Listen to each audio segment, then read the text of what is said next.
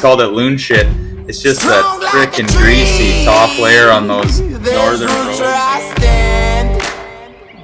Oh, I've been running from the law. Hope they won't shoot me down soon. But I froze my bag off. Like, I had every piece of clothes on inside my sleeping They bag. sing on a sleepless night. Try to catch me howling at the moon.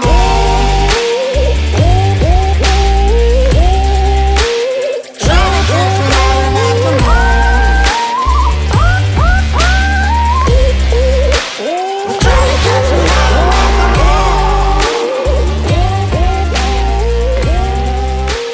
Try to catch me howling at the moon. Welcome back, everybody. Episode 87, Come Out Heavy, and we are days away from Stone Sheep opener up here in BC. It's like excitement. I get chills thinking about it, talking about it, and I'm also jealous as fuck. Kurt, how you feeling? Same. I'm just watching everybody's posts in the last 2 weeks of prepping, like backpack, like Hugo's fucking posting pack weights and hiking. I'm like, God damn, like I feel like I should be doing that right now, but I'm like, I don't have anything for 2 months. So it's like, I'm not there yet, but I'm fucking jonesing and definitely jealous of guys that are headed out. Yeah. And then seeing the tagging us, listening to Come Out Heavy, heading north, telling us to get a fucking episode out. Well, we're trying. We're trying. The amount of people that reached out in the last week being like, what the fuck? Why don't you guys have an episode out right now? And like, I've been so fucking busy with just life and work and breakdowns and shit where it's like, I kind of forgot that like everyone's heading north right now for the opener. Yeah. Because usually we'd always have a pre-sheep season episode. But yeah, I was like, fuck yeah, we need to get something out here. But it's just, my life's just been chaos, man. It's been like fuck up after fuck up after fuck up after night shift after fuck up after night shift. And it's just chaos. Burning the candle on both ends. Well, we got an episode coming out now. It's for the drive home, boys. Yeah. Yeah. Yeah, you still got a lot of miles home. And then for you going for the second opener, as we call it, you'll have one in the bank. You download it and have it ready. Exactly. So, maybe somebody's got some Starlink with them up there. They can download it while they're up there too. That's right. Yeah. Well, it's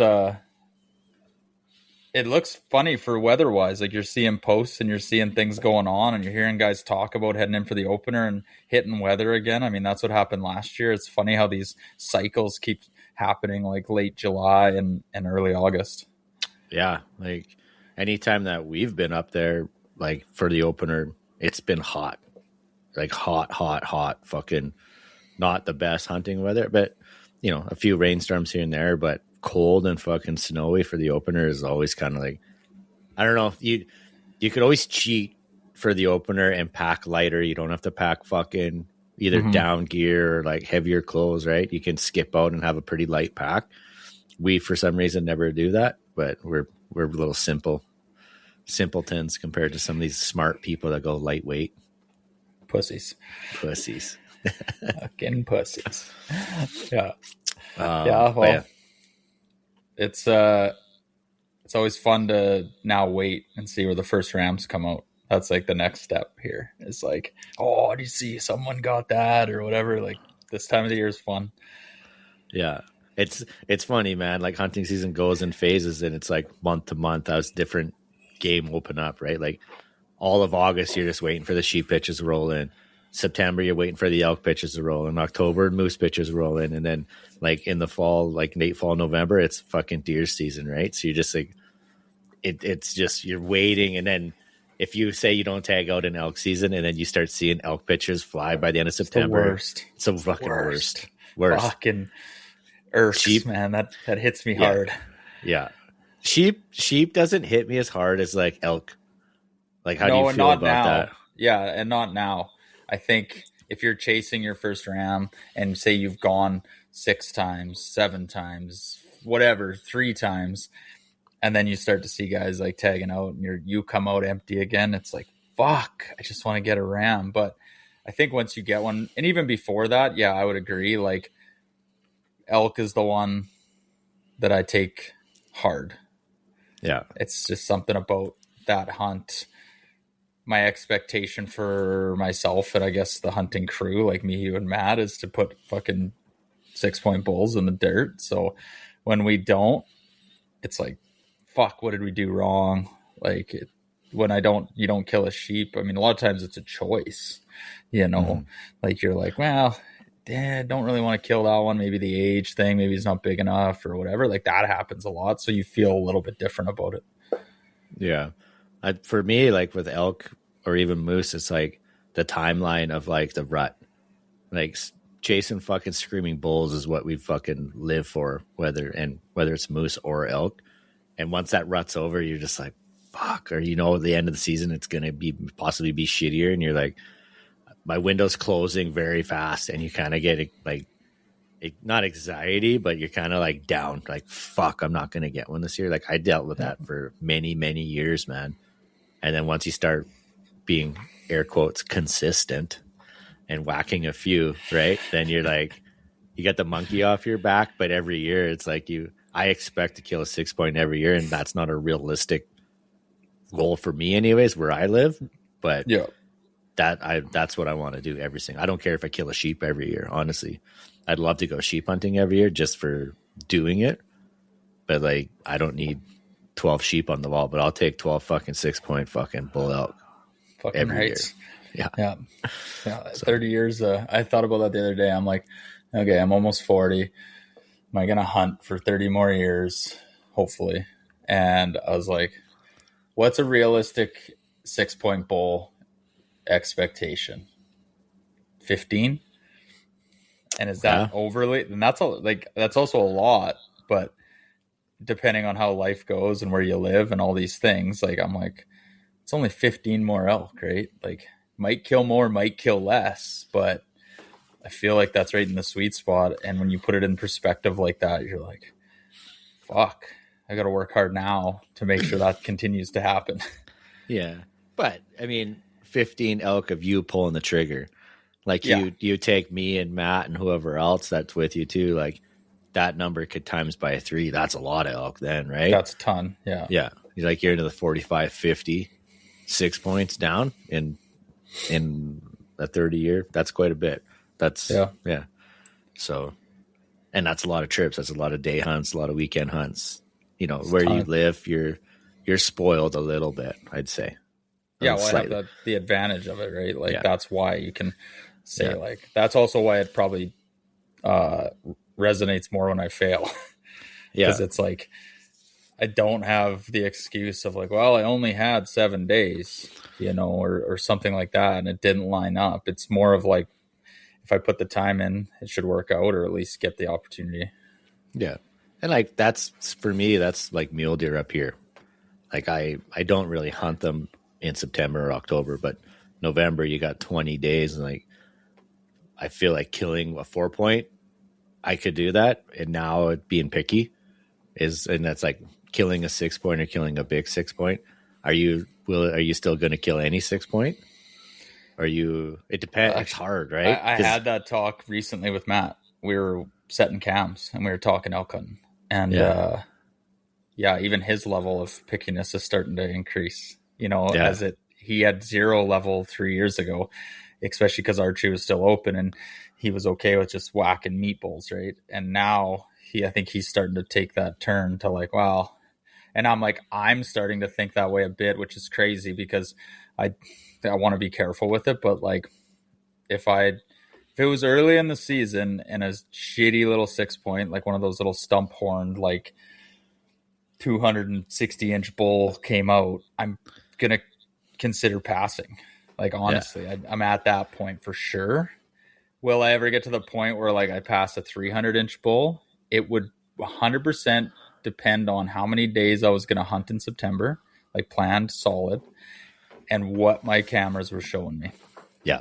That's the only way I could do it, because if I'm not seeing much on cams and I'm at the end of my hunting and that happens, I'm shooting that fucking bull. There's no way I can sit here and be like, no, I'm waiting for a bigger one. But that's what's going to make a decision for me. Yeah, absolutely. Same boat. Like, I mean, up here, I don't have a ton of elk see, there's a good season up here, but it's limited, and Yeah. you're fighting hunters where it's like, if it's fucking 6, it's 99.9% gonna get pounded. I mean, if it's a mutant fucking little 3-year-old and it's like you said, it's just a junk and it's got a couple little sticker spikes, maybe not. But the chance of that bull fucking coming into calls again, someone's gonna whack that bull that year. Like they just don't seem to fucking, they don't seem to live long. Too many hunters and not enough elk. But yeah, I don't know, man. But like when I go down with you, same thing. I have a limited time. Usually it's 10 days or something like that. So it's like realistically, probably the first 6 point that I see is probably going to get whacked, knowing that I'm limited season for sure. So it's tough. But I don't know. Same as moose though, right? Like I pulls a moose draw. It's like, do you wait for a big one or are you fucking shooting one? Like if we go north and we see an immature, north is different. North, are you going to shoot an immature? No. I shoot an immature on the last fucking day. Yeah. Last 2 days, and we didn't get anything. I just want to put meat in the trailer, 100%. Put moose meat in the fucking trailer. But no, I want to shoot. I don't have like a number. I just want something that's big enough to be like, yeah, that's a shooter. Like it doesn't have to be 50. It doesn't have to be 40 or plus. It just has to be like a mature bull that's a shooter. Yeah, we've killed lots of bulls, and it's with moose. It's not always about that either. But it'd be sweet to get a big, wide fucking bull. Like, I've never hunted northern moose, so that'd be fucking awesome. Yeah, neither have I. Like, I mean, like outside of last year, which was terrible moose hunting conditions, not good timing as well. So it is what it is. But yeah, I don't know. Like you see an immature in like the first 5 days. No. Probably not. I shot an immature a couple years ago and I felt fucking bad. Like I was like, I shouldn't have shot this thing, right? But it's like a needle in a haystack too. When you do find one, you're like, yeah, but you didn't shoot it in LEH. No, it was open season. Yeah. So and I mean, we're not doing LEH either, but it's just a bit different around Quesnel. If you're that is a unicorn there. Yeah. So, I mean, even up north too, where we're going, like they're also a unicorn too, right? Yeah. Right. So it's like having multiple tags. Like, do we fucking put one on the fucking meat pole and then look for a big one? Like that's where, like that's a dilemma, right? It's a long way to day go. One and two, I don't think. Yeah, I know, but what are the odds of pounding 2 big bulls? Probably pretty slim. Yeah. Not that I give a fuck. We don't need 2 fucking big bulls either, but it'd be cool though. It would be fucking epic. Epic. Yeah. So we'll see.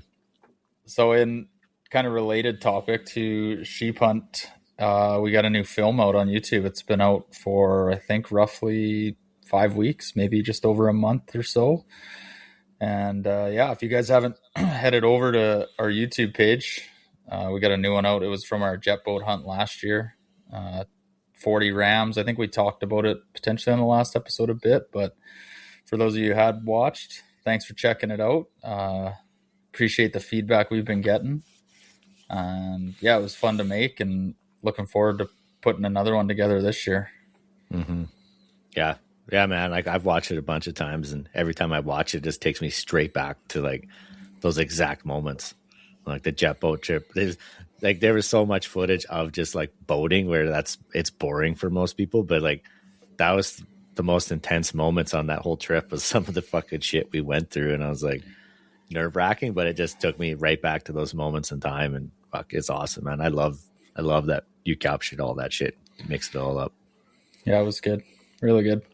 And then this year, kind of a little, we haven't talked about it much, but we do have we're gonna have Dalton from Northern Sons Media coming with us and putting together a film with us. We're gonna definitely collaborate on this effort. Dalton's got some cool ideas and brings a little bit of professionalism, I would say, to the table, but we're definitely not going to lose what Come Out Heavy brings to the table, and he understands that, and I think that's going to be a cool dynamic between the three of us to kind of work out. It's either going to be really good or really fucking bad. He's going to be like, you guys are fucking hillbillies, man. I can't use any of this footage. You guys are fucked. Well, he's going to have to learn if it's too bad to like edit the beeps in. Cause can't cut the segments. No, because we ain't fucking censored shit. So yeah, it should be fun. I look forward to that. We're starting the prep of that this summer and going from there. So that'll be a cool one to put out. And other new stuff, I wanted to touch on, I guess like a new partner with us, and it was Mike Jones kind of reached out and asked if we wanted to run some of his gear. And Kurt already had a bushfucker, and now I'm running a bushfucker, and I fucking love it. I'm throwing it in the backpack, taking it, setting trail cams, cutting trail. It's pretty awesome, and we're gonna have a couple knives too to test out. Kurt was working with Mike more than me on kind of a design that we wanted, and I can kind of let you touch on that a little bit. Yeah, we'll start with the bushfuckers. Like, I got that one from you guys for my 40th birthday last year, and we took it on the sheep hunt. And that thing lives in my boat or my truck or my backpack. Like, that thing is fucking, well, Mike posted a video of me just fucking muck and brush when I put my fucking camera and bait pile out the other day. And like, you can clean up anything with it, man. It's a fucking beast. I'll tell you what, you do not want to hit your fucking self with it, because you will lose a fucking hand or a motherfucking foot, because that thing, it doesn't stop. It fucking powers through shit. Like, when you're wielding it, man, you feel like a fucking, what do you call it? Viking? A Viking wheeling a fucking axe around. So yeah, it's gnarly, man. And it's fucking slim. Like, I was talking to Dev earlier before we recorded about, like, you throw that and a silky saw in your backpack, and like, you're good for fucking anything, man. You can cut fucking logs out of your way. You can cut brush, limb trees, you name it, man. Like, you could damn near use that thing as a fucking hammer. It's fucking built to last. Like, that thing will last a lifetime.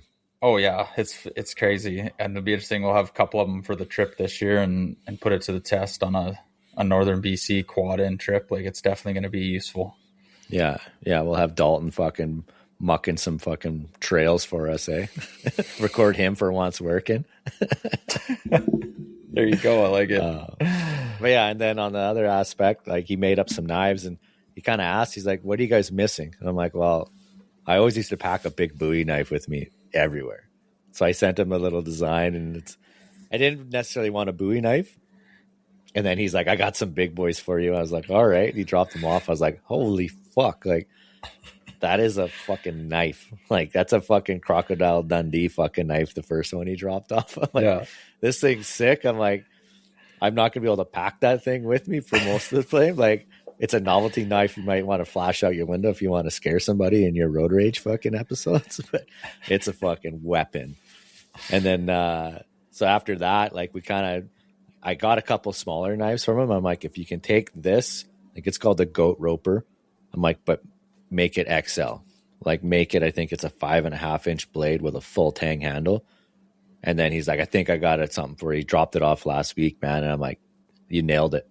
I'm like, that's a fucking usable, girthy, weight, good handled knife that you can break down anything. Like, I like a knife where I don't want to have a bunch of knives, right? I don't mind having a fucking scalpel blade if you're fucking caping out the face and turning shit.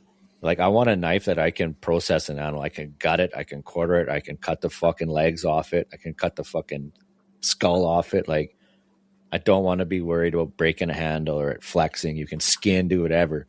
So I give him my criteria of what I wanted, and he built what I consider like the perfect rugged camp bush knife that I've probably found. He was saying that he picked a steel that was a little bit easier to sharpen. Yeah. Like, he just said, which I think's good. It's a carbon steel. That's the one thing I didn't like. I've bought, I don't know what fucking type of steel, but they're like, I had a SOG SOG fucking knife. And I'm like, sweet. It had a light in it. And I was like, cool, this thing's deadly, right? Well, as soon as it lost its edge, I couldn't fucking sharpen that thing. And when I was guiding moose, like, we processed 12 moose that year. And like, that knife wouldn't last a whole moose. And then I had just like, and I learned it from the guy I was working for, Brad Bowden, where it's like, he's like, these good hard steel knives, they're great, but you need a stone to fucking touch them back up. Like, to actually sit there and fucking, he's like, I don't have time for that. When you're fucking quartering a moose and it's fucking 11 o'clock at night and it's like, you need to get back to fucking camp. He's like, I don't have time to fucking stone my knife. So he's like, I buy not a shittier quality knife, but like a milder steel knife. And I just have a fucking sharpener on. And like every fucking custom knife maker is probably like, don't fucking use this on my knives. But when you need a sharp edge, man, I don't care if I touch it up 6 fucking times while I'm quartering a moose. Like I carry a drag through sharpener, like a little lightweight one. Yeah, absolutely. I do too, man. And like, but those hard steel knives, they don't fucking work in those ceramic ones. Yeah. Like you might roll the edge over maybe, but it's not going to last. Where it's like, I don't give a fuck. Like I need this knife sharp. I don't care if I do it 10 fucking times, but I can't sit there. Nothing's worse than trying to fucking process a moose in the dark, in the fucking snow, and you got a dull knife. Like I used to pack like 3 or 4 knives with me just because of that shit. Right. So he said it's a little bit milder steel where it will be a lot easier to sharpen. I'm like, that's fucking money for me. Some people might think I'm an idiot, but I don't care if I have a fast, easy edge. I think lots of people think you're an idiot. Yeah, get in line. Fuck. Yeah. Yeah. Fuck you guys.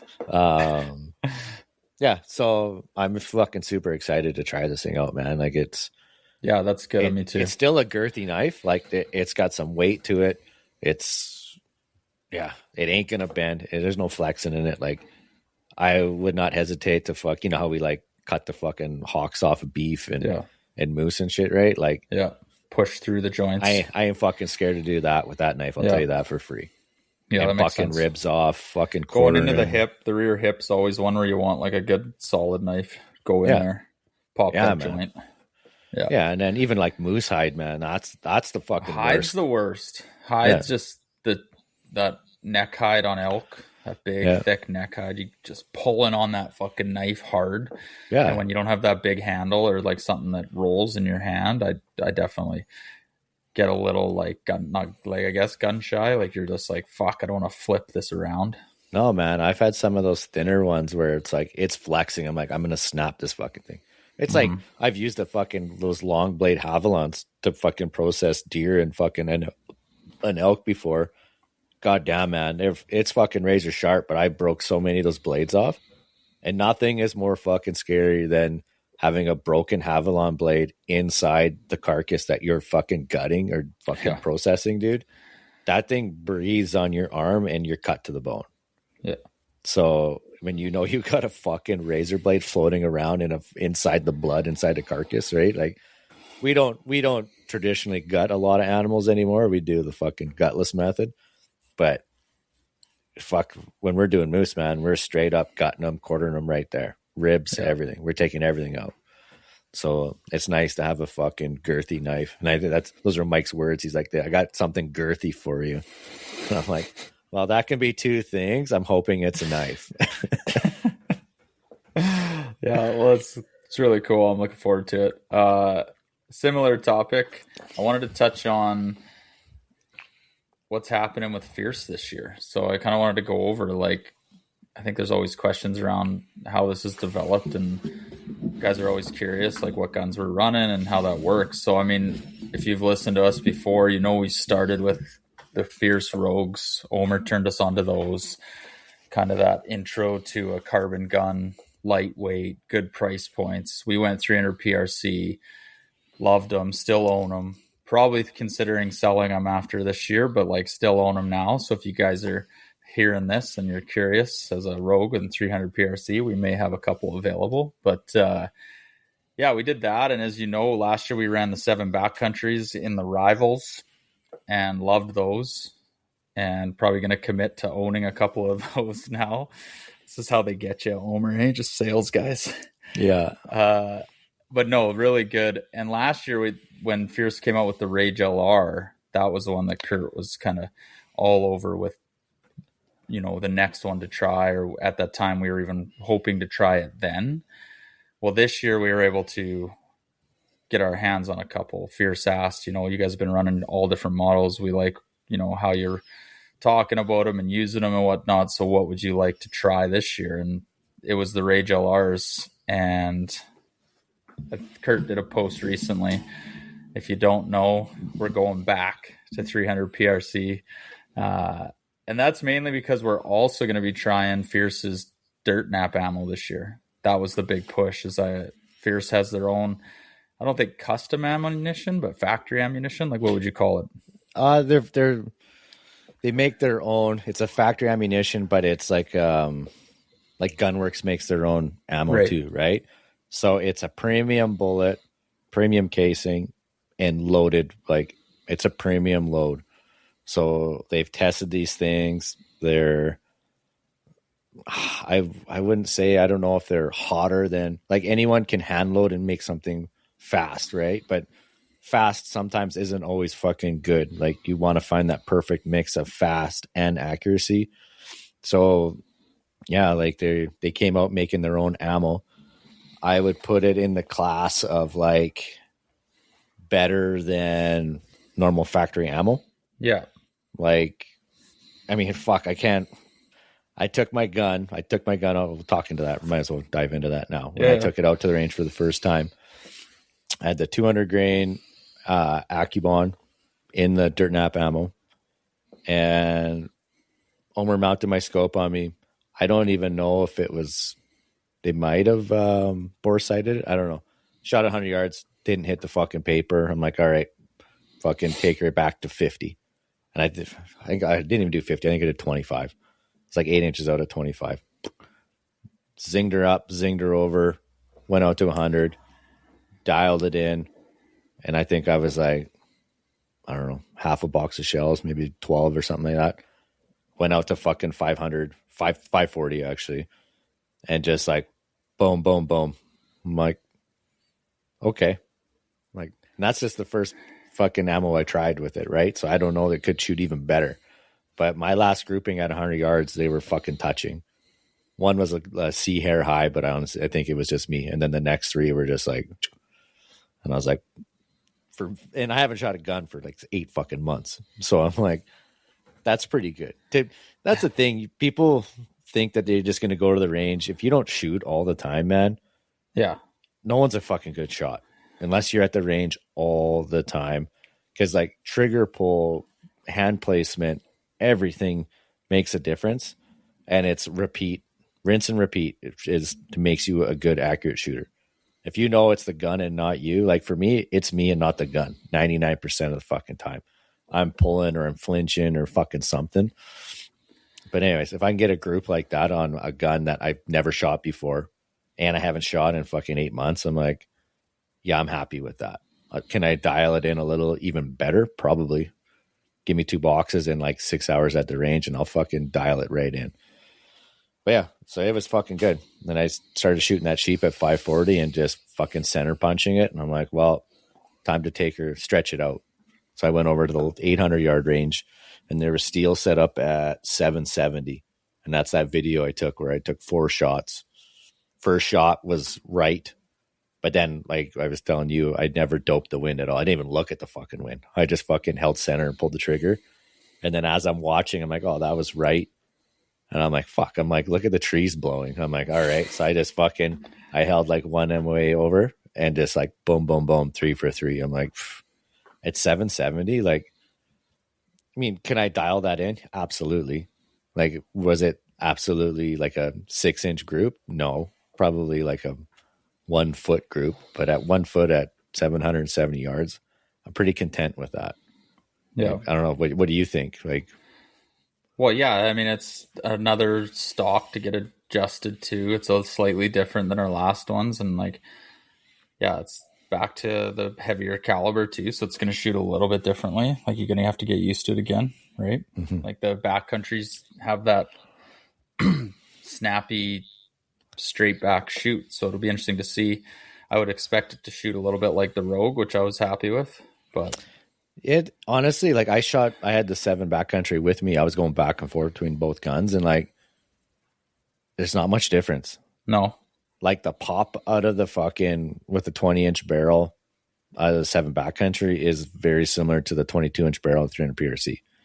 Okay. And like recoil wise with the fucking Nix brake on it, same thing. Like I didn't have a bruised shoulder. My arm wasn't fucking sore. Like shooting a box with my old 300 Win Mag with a fucking brake on it, like my shoulder was fucking sore the next day.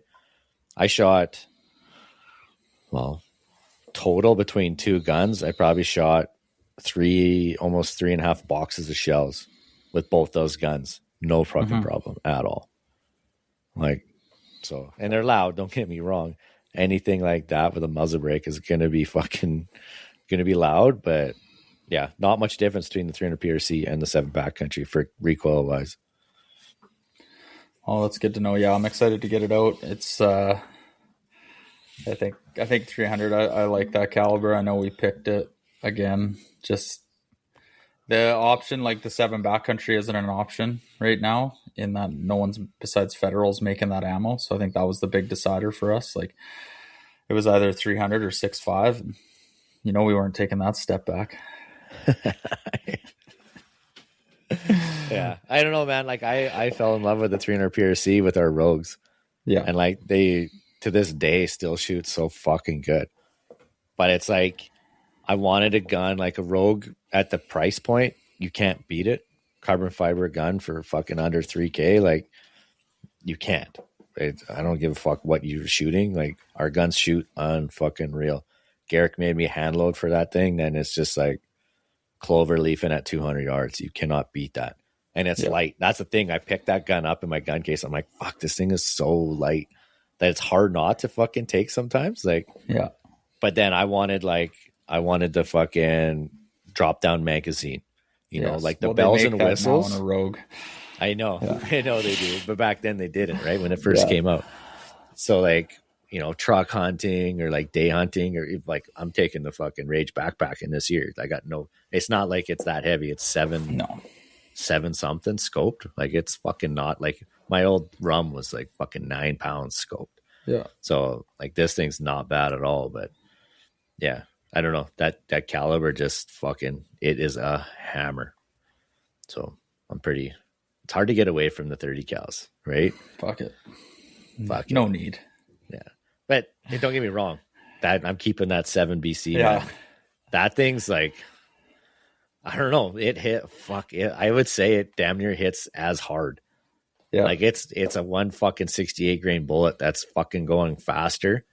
And like, I'd have to look and see what the fucking foot pounds energy at fucking like 600-700 yards. Cause fuck, that backcountry it's so snappy.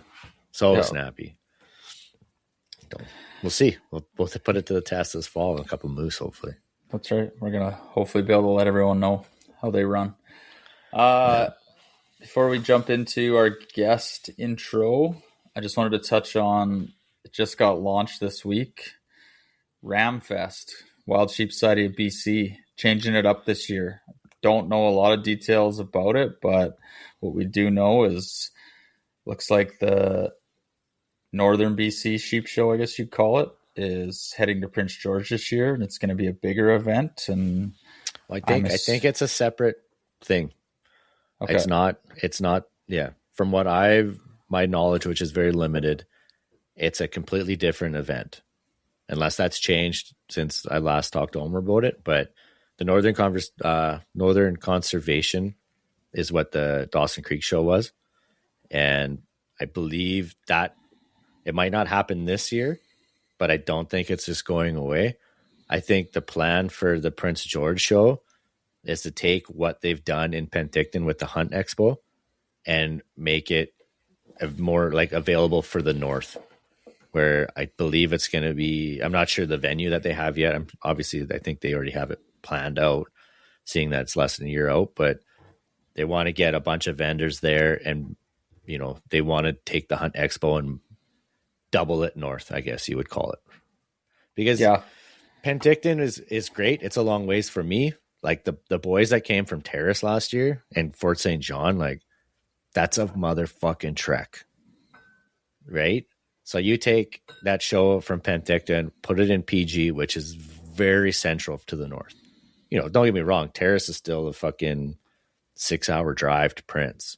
Fort St. John's probably 5.5, 6 hours from Prince. But I mean, that cuts those guys' trip in half to go to Penticton. Totally. So I feel like you're going to get a lot more people from the north coming to that show, right?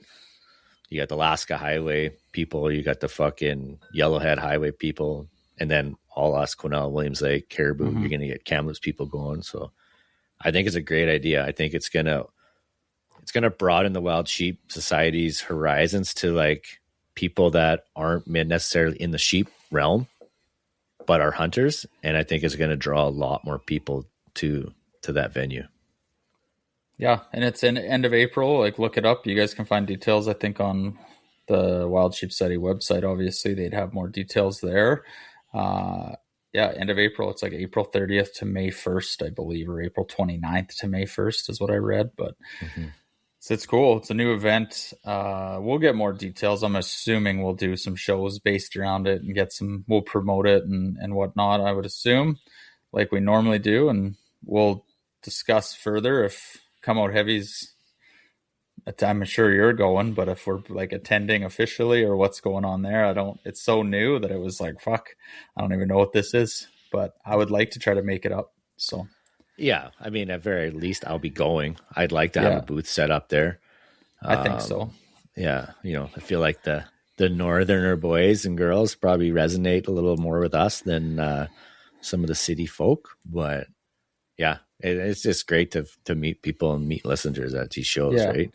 I think that'll be the plan already in my mind. So we'll keep you posted. It's early now, but look out for it and mark the calendar if you're hoping to get to a sheep show and you haven't been able to. Now there might be one closer. So exciting to see that. It's good for the society and it's just good for mountain hunting, I think, in BC in general. We'll have to drag Nick up there and have a scanning booth as well. Sure. Yeah, no, if we're going, we're full set up. Yeah. There's so many guys reached out last year about how to get shit scanned from the north, where all the fucking big bucks and sheep have been getting killed, and it's like, yeah, we'll definitely keep that. I've already kind of dropped it in his ear too that this could be happening. So yeah, cool. So, cool. All right, talk about today's show. Yeah. What are we going to talk about? Well, I don't know. Fuck. We found this bush kid in the middle of Chetwynd, BC, and give him a microphone. No. The bush kid himself, Brogan Didier. I think he's French. It must be Métis. I don't know. But Didier, I think, is what he said, but it is a French DTA, I believe. But yeah, Haywire 24, the artist, the guide, the bush kid himself, phenomenal fucking episode. Like, this guy's an absolute beauty. Yeah, it was it's a lot of fun to chat with. I don't know, just like a true blue collar northern BC, grew up hunting, just the stories, like talking about doing horse trips into elk country with his grandpa and stuff reminded me of doing horse trips into moose country with dad and mom and stuff, and like grandpa and our dads back in the day, like similar. Like, we didn't kill a lot of shit on horses. It was more the ride than killing anything a lot of times, right? So that kind of stuff was good. Fuck, he's funny. He's got some funny stories he pulled out. I knew he'd have some and we'd pry some out of him. It was good.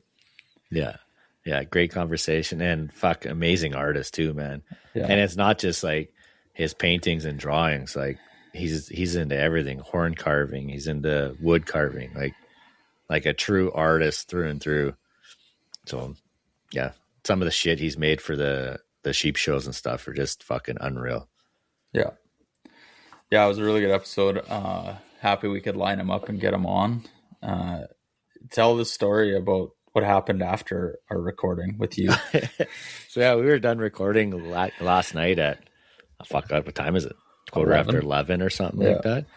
And we were talking about grizzly bears on this episode, and like, grizzly bear ripped up one of his tents and a bunch of shit like that, right? And I don't know what the fuck, why, but I had a dream that the three of us were hunting, and we were like in this field by a house, and there's a grizzly bear rolled into the field. And like, the dream was vivid that I like woke up like in a sweat, right? And me being me, I was like, I got to get closer to this bear and see what it's going to do. Well, you guys were behind me and I was sneaking into this bear, and the bear seen us and it just started fucking charging us. So we ran. Devin went right. Me and Brogan went left. And I like ran into the house, into the garage, into the door, and I opened the door and I'm waiting for Brogan to come, and I watch Brogan miss the garage door with the bear on his ass, and I'm like, fuck. And then I go around the corner, he's getting mauled, and I like wake up in a panic being like, what the fuck? And then I was like, holy, that was a vivid ass dream, and where it came from I don't know, but yeah. I told Devin that today. I'm like, it's fucking weird, man. It's like I woke up like in a sweat, like what the fuck? But crazy shit. Goddamn grizzly bears. Fucking grizzly bears, yeah. All right, well, I think that's kind of it for intro. We're going to send it over now to Brogan, the Haywire Bush Kid artist. Hope you guys enjoy. All right, welcome to Come Out Heavy, Brogan Didier. Is that how I say your last name right? I was just going to wing it and let you correct me. Yeah, no, you didn't. Well, fucking idiot. Well, I don't know. I think, properly it's Didier, but I know I've been called Didier my whole life, so it's Didier. Didier. At the shows and all that stuff, it's Didier. You get throw a little French accent on the end of that, right? Isn't it Dirte? Don't you mean dirt? All right, that's good. I was just gonna wing it. We did it on another one where I didn't even say the person's last name. I just stopped and they called me on it. Like, nice try there. Like, didn't even tempt my last name on that. Yeah. On this one. I'm like, I'm just gonna say it, and he can fucking correct me. No, well, fair enough. Like I said, every sheep show they've always said Didier, but it's all right. It's good. Okay. Well, that's out of the way. All right. Well, welcome to Come Out Heavy, and we know Brogan through Instagram, I would say, and then and Sheep Show. Like, that's where me and you really met the one night and had some beers and bullshitted with Dalton, and kind of, I would say, hit it off, like good bullshit sesh, and kind of stayed in touch since then, just on the internet. And Kurt, same thing, just sending reels and socializing. So let's do the whole podcast. Tell us who you are, but give us a little rundown, like where you're from, and give us a little spiel. Who's Brogan? Yeah, so that night we met there at Sheep Show. That was the whiskey tasting night, and we were coming down from Chetwynd driving, and my little boy got sick in PG, like the real bad flu. And I think he brought it. I think he was like the carrier for that whole show because everyone went down. And that night when I was visiting you, I was just like, told my wife, I'm like, I'm just going to go to the whiskey taste and whatever. And it was just you and me sitting at a table in Dalton, eh? Like it was pretty quiet. Yeah. And I was trying to keep a conversation and I was like, man, I don't feel good. went to the bathroom, puked, and never seen you again. went to my hotel room. But that was a brutal weekend, man. I was so sick, but I think everyone was. I was sick, but for different reasons. Not even sick, just headache, massive headache. I couldn't even drink. It sucked. But my name's Brogan Didier from Chetwynd, BC, born and raised, northeast BC here. Met these guys through Sheep Show, and I already kind of knew the Gas Offs and Come Out Heavy podcast, listened to it lots. I never really listened to a lot of podcasts, but all my friends were like, if you don't listen to anything, at least listen to this one, and it's been pretty good. some good characters on there, a lot of people I know as well, and some good stories. And then you were left off the highway show, the sheep. I think that first year, that was the same year I got my first stone, was your first year stone there, Dev, and I think we were pretty close to each other, and we were both like similar rams. Same year, but it was cool. Nice. Yeah, it was sweet. It was northern BC. That's right. Yeah, somewhere up lots there. of highways. All right. So, born and raised Chetwynd, and hunted whole life. Give us a little rundown there. What did that look like growing up? Yeah, hunted my whole life. I guess grew up in an outfitting family, kind of. My grandfather was an outfitter. First, he was a guide, around here locally, a horse guide, and then he ended up purchasing his own area kind of by Tumbler Ridge. And yeah, grew up out there, lived the bush kid dream, just building cabins, cutting trails, riding horses, like bear hunts in the spring, cutting trail in the summer, and then chasing elk and moose and fishing in the fall and stuff. So it was awesome. And kind of transitioned. I went to my grandma got sick, so my grandfather sold the outfit, and I ended up going to a local outfitter up here and guiding for him, and still hunting with like my best friend at the time. And that's all I did was hunting. Everything else came second. If it wasn't shed hunting, it was filming hunts, it was guiding hunts or going on my own hunts. And I've been really lucky to grow up kind of like the tail end of the really good stuff. I think it's still fairly good nowadays, but it used to be like amazing. And what do you mean by that? Like what's changed, and what do you remember it being like? Well, I think like what kind of really, trophy hunting wasn't as big around here for sure when I was younger, like my dad's era. Like, there was a lot of hunting, but no one really chased antlers. Maybe the odd guy and maybe the small outfitter, but it wasn't until like my age is when like Big Buck Magazine, Monster Bucks kind of took off, and people were chasing like elk up here were just like a rarity. No one hunted them, no one bugled them. They just shot them in the farmer's field, and half the people wouldn't even believe they were here. It wasn't until we like started chasing them and actually doing the hunt, and then the 300-inch bull was like a giant, and we just started taking like more account to like antler size and the whole art of hunting rather than just for the meat. And I kind of hit that. I think my area was there was a handful of us in my school, and I grew up with like we really chased big stuff, and there was still a lot of big stuff around back then. Yeah, I feel like we were like how old are you? I'm 39. Oh yeah, okay, yeah, we're all in the same age group here. Yeah, but yeah, I feel like the opportunity for monsters in like our dad's era was nuts. It was just like, yeah. like I remember my dad talking about like not shooting deer because they were too big, Yeah. that they'd be stinky. And he's like, you don't want a 4-point. They stink. They're shitty meat. I'm like, I don't give a fuck about the meat right now. Yeah, Like, man. right? Like they used to throw racks. Like there was like a big, like it was, I don't know, 180 something fucking that big 4-point at the farm. Yeah. They just laid around underneath the canopy. Yeah, grandpa killed it and just notched the horns out and threw it like in the dog pen, basically. Yeah. And then I think your dad found him and is like, this is a fucking big rack. And grandpa's like, oh yeah. He's like, I shot that from the saddle. They were moose hunting. And he's like, he thought it was an elk. And he's like, it just stood up and he's like, what the fuck? And shot it. And then he's like, oh, that's a big buck. But like, he didn't give a fuck about the horns at all. Right. Like they didn't want to shoot big shit because it was usually tougher. That was the myth. Like, yeah, you don't want nothing big. Like I remember trying to shoot a big moose one time. It was like, what are you doing? Let that thing go. I'm like, I'm shooting that sucker. It's huge. Yeah. No, it's going to taste like shit. Like, I don't care. Yeah. Exactly.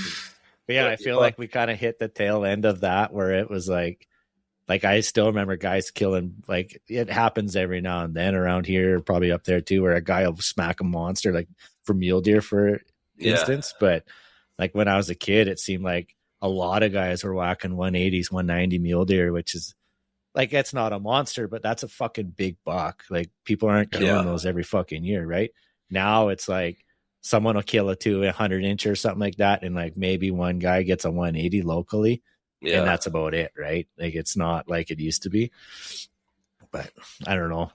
I feel like people are getting pickier too. Like you said, like 4-point season around. I don't know what the seasons are up there, but here changing it to 4-point season for most of the year did help the deer population. Yeah.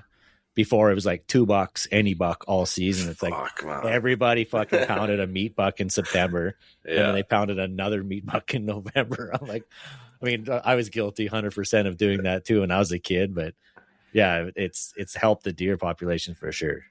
Like when I grew up, the whitetail season was November 1st to the 20th and 4-point or better.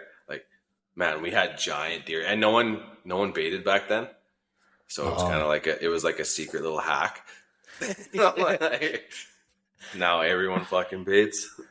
Yeah, yeah, fuck, eh? But like you said, people are getting more selective too, and there's more like I don't know, like yeah, people are same. Like there's more like, I don't know how to say that, knowledge about, letting bucks walk and the maturity. And, I think the whole myth about the shitty meat has kind of been passed aside now. Like, I think so too. Yeah. And guys are definitely more selective. Like there's always going to be hillbilly Joe Blow that goes out and pounds the first 2-point that he sees, and you're never going to get away from that. But I think majority of hunters, especially with a 4-point season, like, don't get me wrong, every dink 134 point probably gets a bullet flung at it. Right. Right. It's like seeing a tripod moose and everyone's like, holy fuck, to start sending lead. Right. But yeah, I feel like any of the hardcore hunters are definitely selective, more selective anyways than what they used to be. So, and I think social media and it's got a little part to play in that too. Like it definitely makes you want to have something like big in your hands, worthy. And the clout is something for sure. Like a lot of guys and like, well, I don't care about that. Well, fuck, it's cooler to put a big thing on than it isn't. Let's fucking call a spade here. Yeah, just see it, call it as it is, Rob. Yeah. I ain't gonna take a picture with a 140 mule deer and just fucking be like, yeah, look at this camera, right? I mean, I guess I did it with my whitetail a few years ago, but there's not many whitetails so around here, anyways. Yeah, there's guides in this province that hang those ones up as their trophy wall hangers. Yeah. we won't name names. Too early in the show. Yeah, it's pretty early. I tell you, you probably won't get a life size on that coos deer though, because the back half is not much left of it. Oh yeah, fucking buddy. That's good. So, what does it look like when you were younger? Like, explain the art side to us. Like, was you into art right from the start? Did it come from the passion of hunting? Like, how did that begin? Yeah, I think I just grew up loving art since I was little, and my pastime with like my mom, my dad was always in logging camp and stuff, so my mom, we'd go to my grandma's and stuff, and we always did arts and crafts and stuff like that. And I always had I remember getting buying art books. Still to this day, I got a whole wall of art books. I don't think I read a word of any of them. I just used to stare at the pictures and check out the brush strokes and stuff. And I've always been fascinated and admired that. So ever since I was little, and I think that's a lot of artists can attest to that. You just have something in you. Like you look out the window and you're just breaking up the colors and how you would paint something or how you would sketch it. I'm always thinking that. So I just think it's been in me. Then hunting, they kind of go together. Like I love wildlife and I love hunting them. A natural Bob Ross over here. Yeah. So I just when you're out there, I tell everyone I've been so fortunate I could probably paint 1 million pictures just on the stuff I've seen, let alone I don't need reference material because some of them September mornings chasing elk or you bugle something in and it's lean back. Like a lot of those artists that already paint that, it's just like, holy, I've seen that. Like that's unreal. Yeah. Yeah. Do you think that attributes to accuracy in your details, like the actual living? Yeah, it definitely is. You'll see a lot of wildlife artists maybe that didn't live in North America and they're painting North American wildlife and you got the fucking elk with the moose rack on it. It's like good colors. I'm gonna send you a fucking picture because my wife my headphones kicked out. My wife this from Willis Harper, Devon in town. Can you guys hear me? Yeah. Yep. Okay. This fucking moose picture, it's giant. It's like 6 foot by 4 foot fucking thing. And they're like, it wouldn't sell. Had it for years. And fuck, we'll give $100. It was like $1,000 painting, right? And it's like, we bought a chair. Like, well, you take this painting, right? So she comes home with this huge moose painting. You've seen it, Dev. Oh, I know what you're talking about. That fucking giant moose fucking painting. It's terrible. It's terrible. I'm like, that is not a fucking moose. It's got brow tines coming out of the middle of the paddle. And I'm like, this is, someone's never seen a moose in their life painted this fucking moose, right? But it's fucking just this big triumphant motherfucker on the wall that it looks good from afar, but up close, you're like, that thing's fucking hideous. And most other painters would be like, "Oh yeah, that's a beautiful moose." But yeah, the people that hunt are like, "It's not a fucking moose." I think it's got Down syndrome. Yeah. Oh, that's Well, I must say, you know, when you think of an artist, you're not the stereotypical artist. You know, That's what everyone says. You don't have blue hair. You don't got a bunch of piercings. You know, you're not describing an artist. Well, I'm describing a liberal. That's right. Oh, yeah, that's right. Yeah. Usually that's the same thing, but in your case, it's not so much. But yeah, no, man, you don't see. I mean, I don't. The artist people that I know are very like eccentric. Yes, yeah. Or they're introverts that don't leave their house and they just stay inside and fucking draw, right? But no, man, you're doing your shit is unreal. And Thanks, man. like Devin said, it's very realistic from someone that's seen it and you know what you're looking at, you know what you're drawing. Yeah, and I have some friends that are painters and some wood carvers, and believe it or not, they were like taxidermists before they were. Those guys are like unfucking real because they know every little detail, especially around the eyes and like the nose and the lips. Like if you don't see that and pick up those details, you could screw up a drawing or a painting pretty fast. Like, so the taxidermists got a one up on me. They're really good. So, do you have like real training or was it all self-taught? All self-taught. Yeah. Yeah. Like just probably art in high school and stuff like that, but just everything else is just like trial and error. Yeah. I did art school, or not art school. I did art in high school like a lot. I think I went to art 16 because I took it so many times in electives. And then I went to Grand Prairie College because you're legal drinking age in Alberta. Did upgrading in art. I failed art and quit upgrading and went to the pipeline.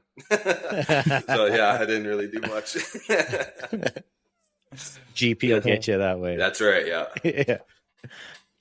Do you do a lot of drawing and art from memory? Is that the main thing you go from, or do you take your own images and I'm trying to do more of my own images now.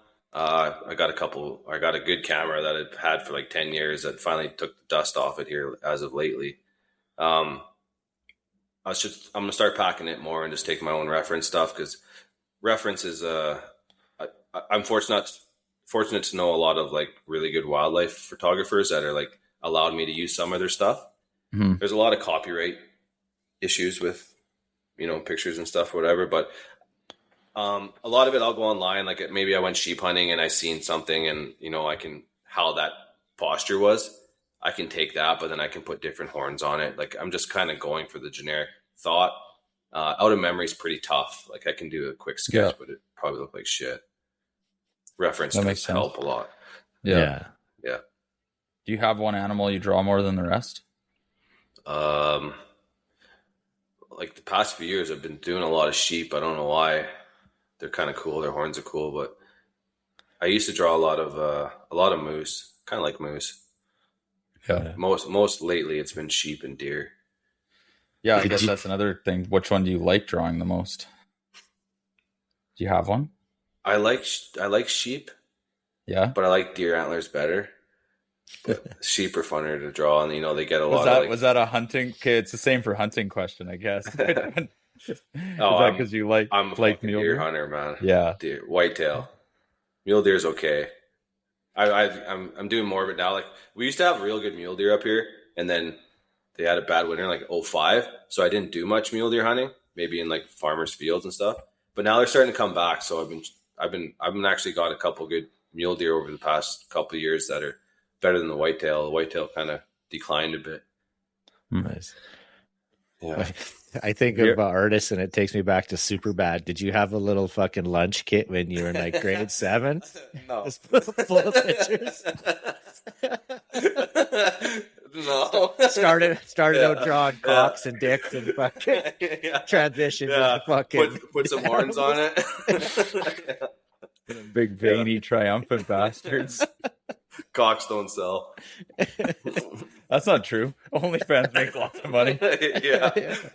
Oh, that's Unreal. funny. Okay, that's pretty good. Okay, let's see. Let's move on from the triumphant super bad artists. All right, let's jump into a few hunting things here. So you said that you got your first stone sheep around the same time I did. So being from the north, does that mean you kind of started later in life heading sheep hunting, or what did that look like for you? Yeah, I didn't really have any like guidance to sheep hunting, it honestly it didn't really interest me. I was so like, I guess August you could have sheep hunted, but I didn't really pay attention. I was usually fishing, but like September, man, I was just elk driven. All I thought about was elk. I just love elk hunting. And then October, the leaves would change, the temperatures drop, and it's like now all I think about is moose hunting. And like I didn't really have time. I didn't even really think about sheep hunting. Actually, I didn't really know much about it at all. And then it wasn't until my grandfather in our area in Tumbler, we always talked about the bighorns, the northern bighorns up here. We were always looking for them, and I never did see them, but I kind of found out where they were. So that was my dream of mine, and my goal was I wanted one of the little bighorns from the Narrowway area, 719. So I was just like, that's going to be my first sheep hunt, and that's where I want to go. And I kind of did some research, bought some shitty gear, shitty tripod, and went the first year. Came close, but didn't get one. And everyone's like, well, at least you've seen sheep. Like most people go in there like 5 years in a row and don't even see sheep or anything. So I'm like, oh, I'll go the next year. And then ended up had to go in solo.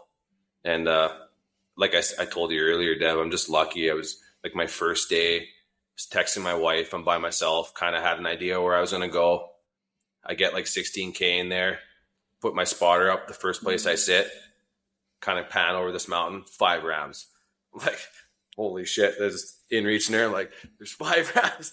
And I think 2 are legal. I got to go. Like, I had like a blue tarp in my backpack. I just covered all my shit, fell in the creek, panicked, ran up the mountain, got close, and the 1 ram, yeah, like it's kind of, you have to like do by their eye socket in that area. And it's kind of like nerve wracking trying to make that call, but I got close enough and I was above him. And like, I was higher, so he looked really legal. So I was kind of panicking, and then I popped my knee out. They took off running and come up above me. And then now he looks like he's above me. I'm like, holy shit, he's over his nose. So I just put it on him and dumped him, but he just made it. That was day 1. That's unreal, man. But yeah. So that kind of in there solo. Yeah. The fuck was that pack out like?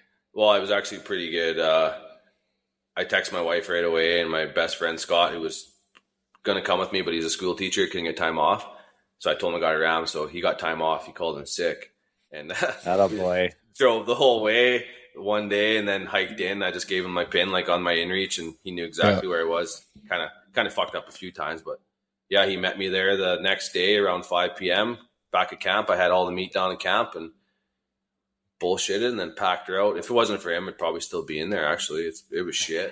But yeah, that sparked my sheep drive. And then Scott, he was chasing stones, and he'd never got a stone before either, really sheep hunting. So we just kind of kept doing it, and we just got lucky. He got a stone the next year. I helped him pack it out. And then the following year of his, I got my stone, and then we've been going ever since. Nice. So what did those early stone trips look like as far as getting into the country, and what kind of hunts was it for you guys? Well,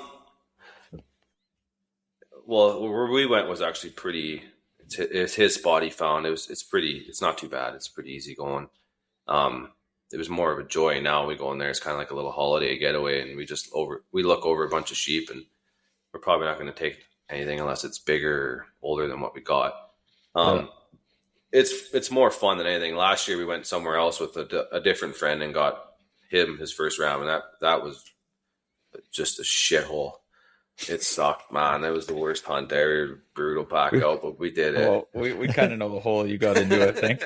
Yeah, you did. We may have some intel into that one that you're aware of. Yeah, I know. But yeah, I know that one sucked. I went on a sheep hunt once in 2015, I think, with my boss. It was like my outfitter that I worked for. It was we were going to get his daughter a ram, and we flew into the spot, and yeah, it was a shitty hike. I think I bought hiking boots at Backcountry before we left. And then I bought a sweater at fucking Pink Mountain to wear up there for my coat. That's all I knew. So we went up, got up on the mountain day before opener, and they called it like Border Mountain or something. I don't know why, but we get up there and there's 2 rams like bedded. One was way over his nose. The other one like looked like he was close, and I was like, "This is fuck all. This pretty easy, actually." Woke up in the morning, there's just guys everywhere on every horizon, every skyline, like 20 miles away, like people just stick out, like to the naked eye, you could see people's skyline. The outfitter came up and split their rams up that night, and the one that we were after, we watched him run as far as you could see, and then the other one, they were shooting at him, and he was only 7, and it was just drama the whole time for 2 days up there. And then we got the fuck out of there. That was my last sheep hunt. But the one round we seen, he was 10 years old, and the one horn kind of screwed up, went over his nose. And the other outfitter came and seen us and brought us some muffins and stuff at the lake and asked us what we seen. And he's like, "Oh, I haven't seen that ram in 2 years." I was like, "Yeah, he's over 10. Yeah, we could have shot him, and we fucked around, and we were fingering people in the spotter, and yeah, it was shit. Shit. So I wasn't like too in a hurry to go back. Yeah, it's deflating when you see a bunch of people in a fucking spot, man, and you're just like, fuck. You think it's nothing's better when you got a fucking valley to yourself, but when you know that there's like 5, 6, 10 fucking other people up there, you're like, fuck this, I want to go somewhere else. Like, yeah, I couldn't. Frustrating. Yeah. I'd be fingering people too. Yeah, it was pretty bad. Yeah. So then that kind of, did it scratch the itch in sheep, or you still kind of, do you plan a sheep hunt every couple of years? Like, what does that look like? Like now, I just love being up there, going over sheep. And to be honest, like, I've only been packing my bow lately. If I shoot another ram, I'd like to do it with the bow. I was real close last year or the year before, but he was just shy of being legal, and he was only 7, and I wouldn't do it. So now I'd like to do one with my bow if I get one again, but I just like going with my buddy, and it's just, a nice week hanging out, climb some mountains, see some shit. Yeah. I mean, that's what it's all about. That country's the best. Yeah. Right on. Let's dive into elk a little bit. You gotta chat elk when you can see the fellow passionate elk hunter in a guy, and it'll tie in. You let's go into that too. While we're gonna move into elk, you made your own elk call, and give us the story of, it's the Pine Princess, right? Cow elk call? Yeah. So it's kind of like always been on my bucket list. I wanted to make an elk call one day. And I carve antlers sometimes, and I kind of thought of this idea, but never really followed through with it. So we were actually going sheep hunting up north. I think the year I got my ram, and we were stuck in construction. And there was a guys behind us. They were from PG. I think it's, is it Black Pine or something? Does he make elk calls? Is that what it is? He's like, he sells fishing lures. I think I know. Yeah. I think I know something like that. Anyways, he was behind us, and he was telling us about making elk calls and making fishing lures. And then we got up on the mountain, and we were glassing one day looking at sheep. And I'm just like, yeah, when I get home, I'm going to make one of these elk calls. I've been thinking about it, and I was sketching it up there, and then got home, made this elk call, and I think we shot a bull that year, 300 off it. Like, fuck, it works. And then I posted it to Instagram, and then, like, man, it hasn't slowed down. I'm so far behind on the order list. Like, it's cool, but it's busy. So how long does it take you to build one of those? So the first one took me like 8 hours because I couldn't get the reed right, and I didn't know a lot about the cuts. Now I've built like 60 or 70 of them, and I can do them in an hour and a half. Nice. Yeah, right to finish. So it's way better now. Do you still build them from elk antler? Because I know you had like a bit of like a production run one and custom ones. Like, what does that look like? So I stick to doing them just out of the deer antler, the real ones, and then my friend Scott, he does the cast ones. Oh, okay. That's he took how over that came in. He does the replicas and the casting and stuff. And So he takes care of that side of things. I see. Nice. Yeah. So you're still making like actual antler ones. Yeah. That's sweet. It's fucking. It's like I said, if people are listening, I'm sorry if you haven't got yours yet. I'm way behind. I got so much shit on the go. It's unreal. Too busy drawing dicks. Yeah, that's right. Yeah, my lunch kit's filling up.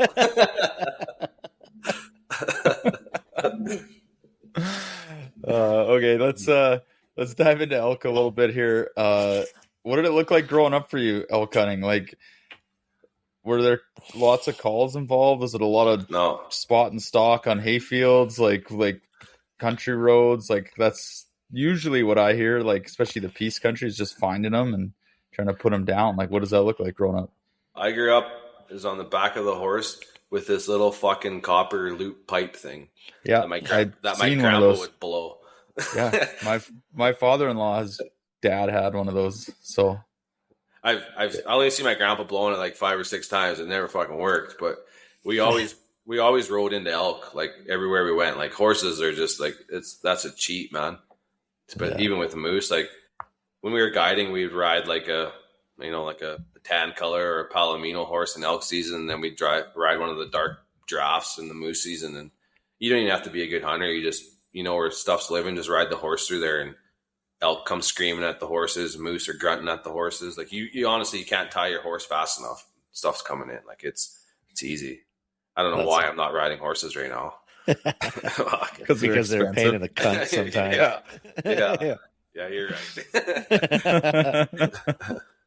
right. So do you recall like those early trips? Like what did that look like? Were they just day trips? So you guys would ride into country, and like, can you share a few stories or a few memories of what that looked like? Lots of the times we would get up at like an hour or two before daylight, saddle the horses, drive out of town, unload the horses, saddle them up, and it'd be like a fucking 3-hour ride to where we wanted to hunt. By then she's blazing fucking lunchtime, so we didn't hear anything. We'd kind of ride around all day or a little bit, and then we'd get under a tree. My grandpa would fall asleep, and I'd hang out, and it'd be hot, and make some stuff, throw some rocks around, and then hour or two just before dark, then the bush, it would just come alive, be elk bugling everywhere, and we would try to get on them. Or I never was with my grandpa when we shot an elk, actually, but we were always spooking them and blowing them out, and I'd heard some unreal bugles over the years, but we never really connected. And then we're like, hey, we got to get out of here because we got like 4-hour ride home, and now it's 8:00 at night. So it was all day. And, that was the one thing about horses. I remember coming out and be like, fucking really wish we had a quad or a dirt bike right now, because we would have been in there at prime time. Yeah. Like 3/4 of the day was riding to where we wanted to be for an hour hunt and then riding home. But, we've seen a lot of stuff, and we had a lot of excitement, and that's the way it was. My grandpa wasn't really a big elk hunter. He was a real moose hunter, so we didn't really know what we were doing then. We didn't get lucky. When did you move into potentially like figuring it out, knowing what you're doing, calling them? Like there's always that point. Like it kind of happened for us in our early 20s. Like we just, probably watching for us, we've probably said it before, but it was like the Truth About Hunting with like Primo's, the big like Truth Bulls videos, like made you think you could call all elk in, right? At that time, you had no idea they were hunting fucking farms, but whatever, still elk. You can call them in like that. Use this hoochie mama. She's just like lights, and it works, man. That sucker worked. But right. I think I was in high school, probably like 15 or 16, and my best friend and me, like we just kind of got onto the elk hunting, and I bought a power bugle, and I still rock a power bugle. That thing works pretty good. And we'd go out after school every day on the weekends, chase elk. Like it took me, I don't know, I was probably 17 until I actually killed my first bull. So it used to be 6 points up here. We'd call in a million fucking 5 points. But when we finally did get a 6 point, I got one. But we called in a lot of elk. We learned a lot. We made a lot of mistakes, and we learned from it and got better for sure. That's all we did in September. Mm-hmm. Do you still get out now? Lots for elk? Is that high on the list? Yeah. And do you do like big one? like just from home, going out? Do you camp a bit? Like, what does that look like nowadays? Well, now it's mostly outfitting the whole time. September, that's kind of like my prime. I try to sell that hunt the best, even though it's not my highest seller. Mooses, it's just I just love chasing elk. September right till the mid-October is usually still pretty decent, but yeah, the September is just strictly out hunting for others now. Okay. So give us the rundown on Burnt River. Like is it your outfit? Are you part of it? Like, I don't know anything about it. I just followed on Instagram and see your posts. Like, yeah, so Burnt River started. So I own a trap line out this valley, and I kind of guided out there before, and I knew the outfitters, and the outfit exchanged hands quite a bit because of the grizzly bear hunt, and then the owners were always out of town. They didn't live in Chetwynd and stuff. Then it was 1 year, the owners got a hold of me and asked if I wanted to lease it. And I'm like, no, not really. I'm kind of done with the guidance stuff. I grew out of it. And then the next year came. The next year they kept asking me. And then finally I'm like, you know what? I'll give it a go. I'll try it out. So I met the owners, and he kind of swung a deal with me. And he's like, yeah, if you want to be the outfit, it's just, we'll carry it as a partnership. And I just have to take him elk hunting every year, him and his friend. And so became Burnt River, and came up with the name. It used to be, so my grandpa used to own it. It was called Sekunka Valley Outfitters. And I made a logo for him. I was trying to find it the other day. I was little, and he wanted me to draw a logo up for him, and that was his outfit. So now it's my outfit, and it's Burnt River. And my wife came up with the name because it was like my initials, BRO. So it was, and Burnt River's in the middle of the area, so it's Burnt River Outfitters. So it's just my wife and I. We just keep a small scale. You know, I usually do 2 elk hunts a year. I got 3 moose tags, and then 1 or 2 whitetail mule deer, and then that's it. Nice. Got it. Yeah, it's pretty fun. It's cool. I'm out there anyways. I might as well get paid for it. Man, like the little bit of guiding I got to do, I wish I would have got into it younger. Mm-hmm. By the time I was into it, I already had a career. Like, I had a family, and it was like I made more money full time all year than I did just going and guiding hunts for I did a couple seasons and then here and there. But man, like if I was like right out of high school, fucking sign me up. Like I would be doing that to this day if I started that. I'm trying to tell kids in school, like if they don't have an idea, or if they're not going to go, like if they don't have a dual credit or a trade or something, I'm like, go north, go to the Yukon and do a couple seasons up there, be a wrangler, be like, you're going to see so much cool shit. And you're going to meet people that are going to you'll have more opportunity up there than you can know what to do with anyways. Absolutely, man. Like all these rich guys up there are just looking for someone with a little drive and some opportunity to help invest. And that's how I met a lot of my old clients now. But yeah, man, you meet the right fucking person at the right time with the right scenario. Yeah. And it just takes off for you. And like, you obviously got to be, show interest and be good at what you do. But yeah, man, like I would say absolutely go and fuck, like you'll learn to become a man real fast when you're, or a woman if you're a female doing it too. But like you take a kid that probably never left home and you go fucking put them in Northern BC or Yukon or NWT, like from July to fucking September, like that's probably what fucking 18-year-old kids need these days, right? Like, yeah, probably. Yeah, right. So, yeah, fuck. I would tell anyone, young guy, fucking go do it. Try it for a fucking dude. If you don't like it, you can always go home. Like, it sucks if you had to leave halfway, but they're always looking for welders helpers. So don't worry, they'll be there when you get back. Yeah, Walmart always needs greeters too if it doesn't pan out. Yeah, but. Yeah.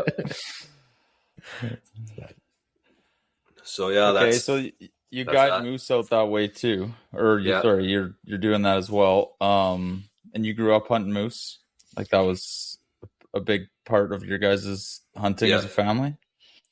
Yeah, and that was the same kind of scenario. It was like a lot of the hunting I did when I grew up, it wasn't much of a hunt. It was like, we're going out for meat, so we're sitting in the licks or glassing logging blocks before dark and stuff like that. It wasn't until I got older, and like I said, like my best friend was Johnny Nykirk? Yeah, Riley. Riley. That was my best friend.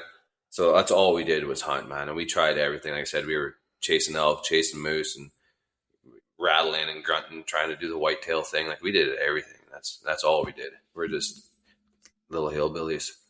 Little bush kids living in Chetwynd, living life, man. Trapping and That's awesome. So what's your go-to or favorite way to hunt moose? Like, are you primarily calling them in the rut nowadays? So what does that look like? Yeah, so before like the government closed down that 2 weeks in October, like that was that was my prime. That was like I could sell that hunt, and it was just that was a hunt you want to buy if you're coming from out of country.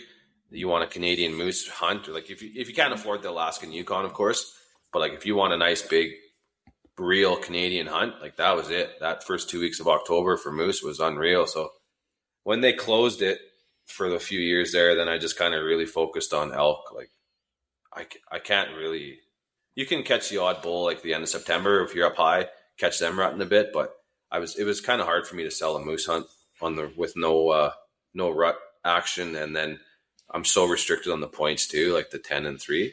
Yeah. So now that those regulations changed this year, like that was just a blessing. Like that's what I wanted. Just give me the 2 weeks back. I wrote the government too.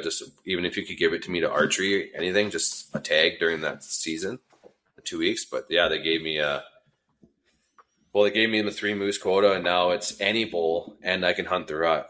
So it's just that's like a gentleman's hunt, man. Come up and just let's have fun. Fuck yeah. Yeah. Shoot. Calling moose is like, elk is amazing too, but like Dev, I don't think you've experienced that, have you? Not like I've heard them, but I've never in like the full like bring them in and kill them. No. Yeah. Oh man, usually you're gonna be addicted. Oh fuck, man. It's just like elk hunting, but no fucking bugs. It's not 30 above, and there's no leaves, so you can see better. You hear paddles scraping, like it's so sweet. Yeah, and like you can hear them. Like elk are fucking exciting, and it's adrenaline rush, and it's like a chess game. But like when you have a fucking bull like on the fucking hook and he's coming, man, he's grunting, and it's like you can't even describe that fucking sound, right? Like it's so deep and it's so loud, and it starts faint, and then like every step he's just fucking walk, and it's like echoing, and you can feel it in your body. It's sick, man. Like I hope we experience that this year, because you will. It's so fucking hard to explain if you haven't experienced it, right? Like it's fucking awesome, and it takes a long fucking time too. Like that's the thing. Like so many people set up and call, and they're like they call for 10 minutes, and then they're like, oh no, nothing here, and then they fuck off. It's like you got to plant your ass for an hour in that spot, because they ain't coming in fast. Like we've had bulls, Dev, that just bum rush you and they catch you off guard like elk, right? But moose, everyone knows they ain't moving too fucking fast, so they just slowly walk their way in. I think the majority, probably 75% of the moose I've killed was right around lunchtime with the hunter, and we just set up to eat lunch, and I was just calling, and then you forget about it and you get back to tending the fire or making some hot dogs. And last year we were sitting around, and the one guy went down the road, and I was leaned over a log to tie my boot, and holy shit, he just come running down off the mountain. We're all scrambling. Buddy's trying to grab his bow, and next thing you know, he's like 40 yards standing there grunting, and he was legal, but we were just like, their pants down here. Like, what the fuck? Yeah. Yeah, we're done. Yeah, man. It happens all the time. Like you said, they're so slow, and then all of a sudden, like they just come in hot. Yeah.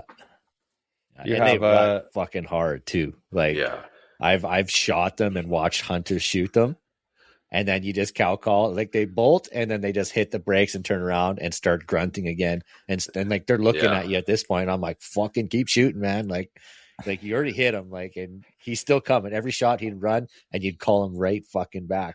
I've had them laying on their side dying, and they're still like grunting and dry humping the fucking air. Like, when you get them, man, they're fucking going. Yeah, they're on when they're coming in. Like they're on. Yeah.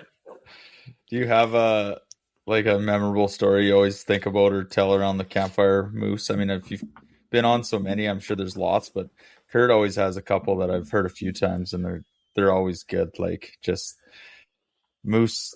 We grew up hunting like our families, and like so many stories of just those tough buggers and just encounters. I don't know what it is with moose, but I think I have more near misses or maybe poor shot follow-ups or those types of things with moose than anything.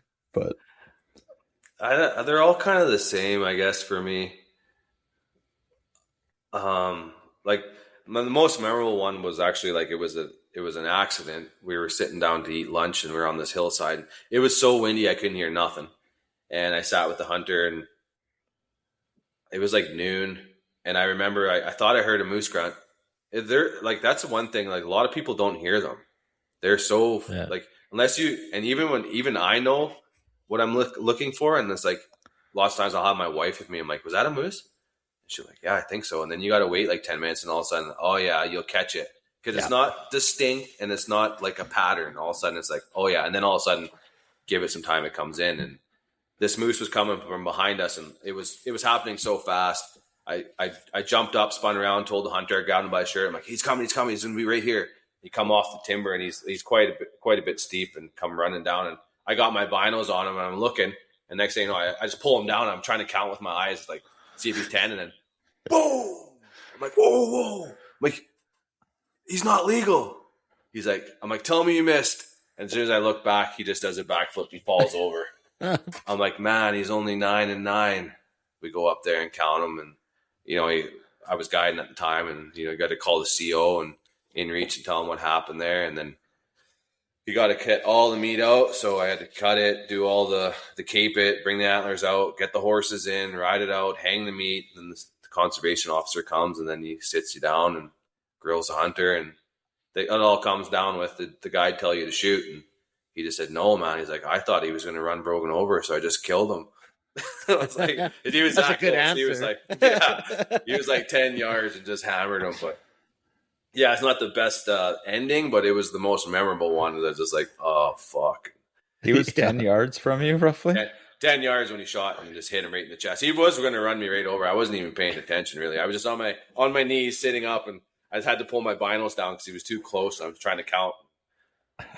Yeah, Jesus Christ. Great shot. But yeah, he got a fine, and then you lose all the meat. It gets donated, then you lose the antlers too, and it's not the greatest scenario, but accidents happen, and you're trying to tell the hunters that when they come up too, like, it's intense, man. The moose come in, like, and like I said, like, counting those points is fucking hard, man. And I'm a guide, so I got like pretty good optics.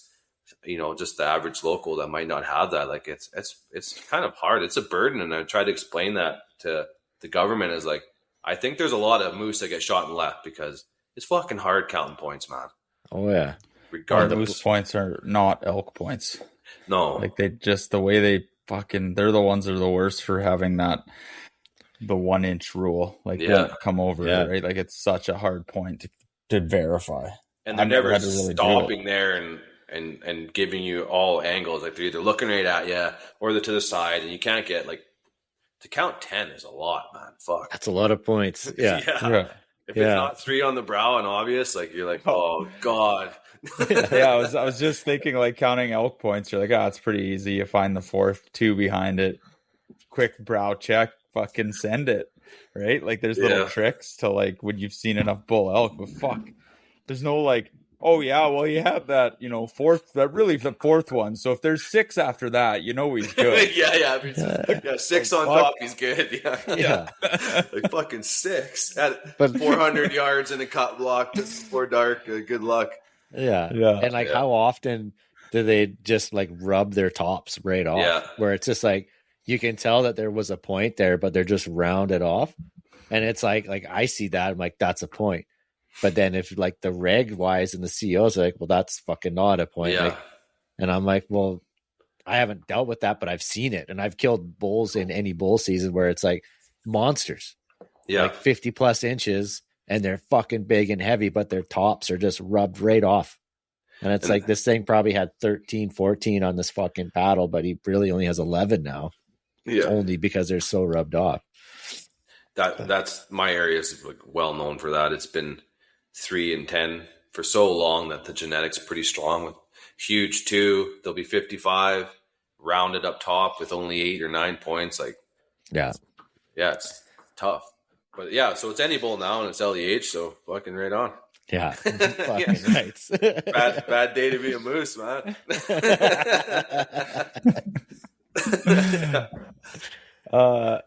We had a few guides on over the years here.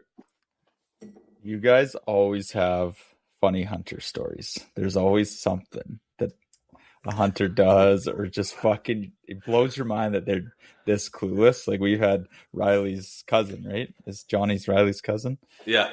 Yeah. Farmer.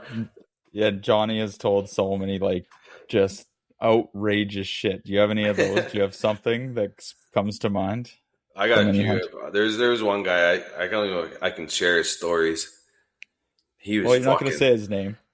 No, it's anonymous. He's probably not even alive anymore. But he shot one of the biggest elk we ever guided, and he didn't even give a shit. He's like, we were in the middle of nowhere too, and like killed this thing. And so he's just like, we're looking at him like, you want a head mount? We're gonna start. No, I want a European, and I want to put on a real nice plaque. Holy fuck, this is a 350 bull, but whatever, man, perfect. But he had like all these girlfriends. He called them A team, B team, and C team. There's 3 chicks on the go, and he was texting them all the time, and he was trying to coordinate them while he's hunting. And he always told us about he's got this.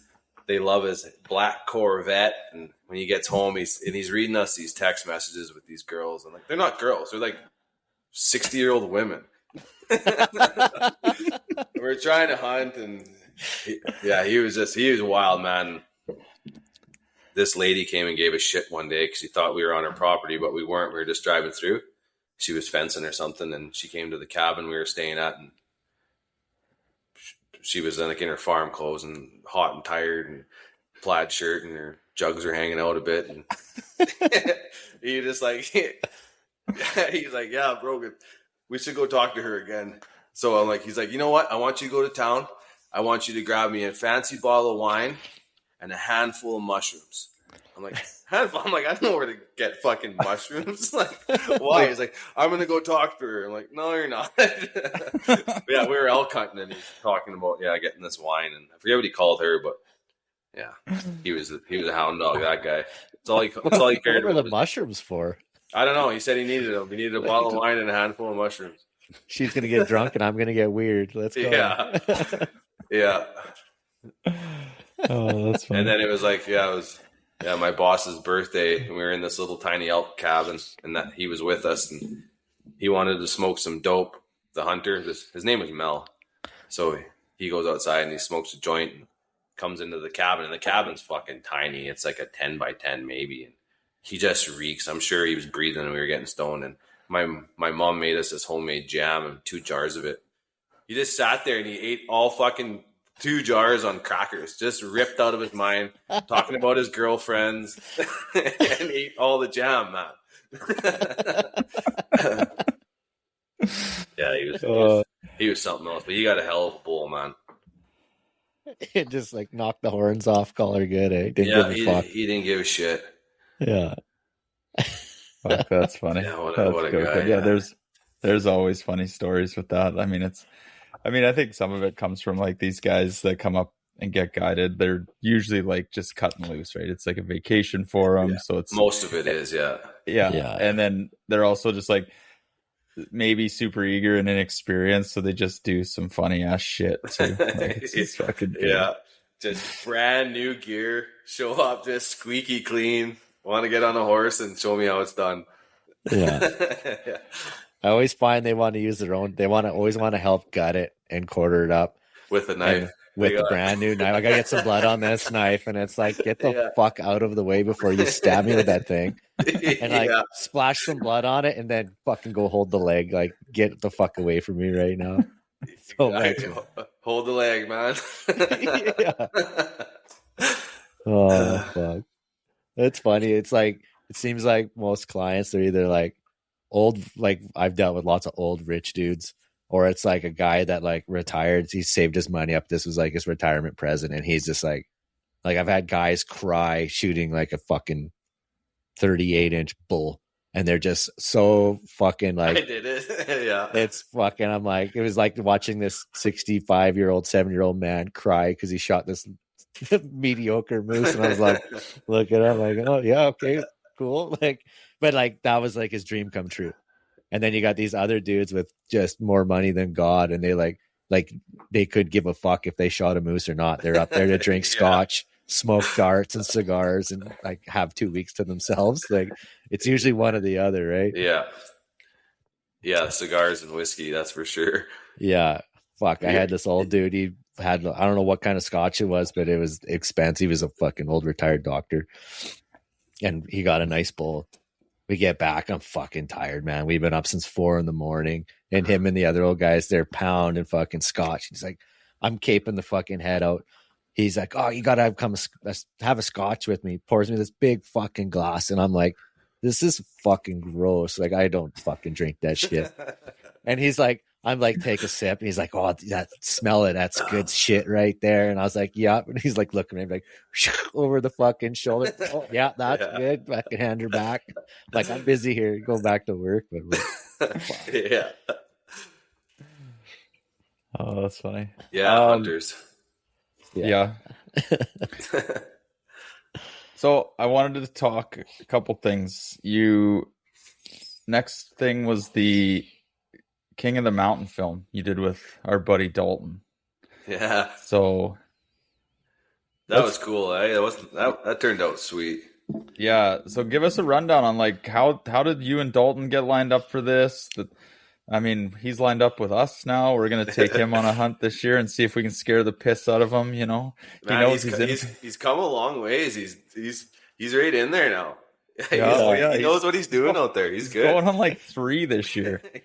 Yeah, man. Crazy. Even last year, like it's nothing easy. He's taking some serious hunts. So yeah, he's such a cool dude.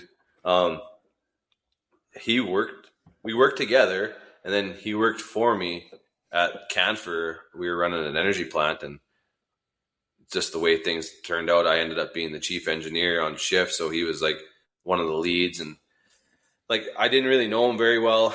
I knew him to work with him. Just some kind of young kid, just got his power engineer ticket, and he was fucking knew everything.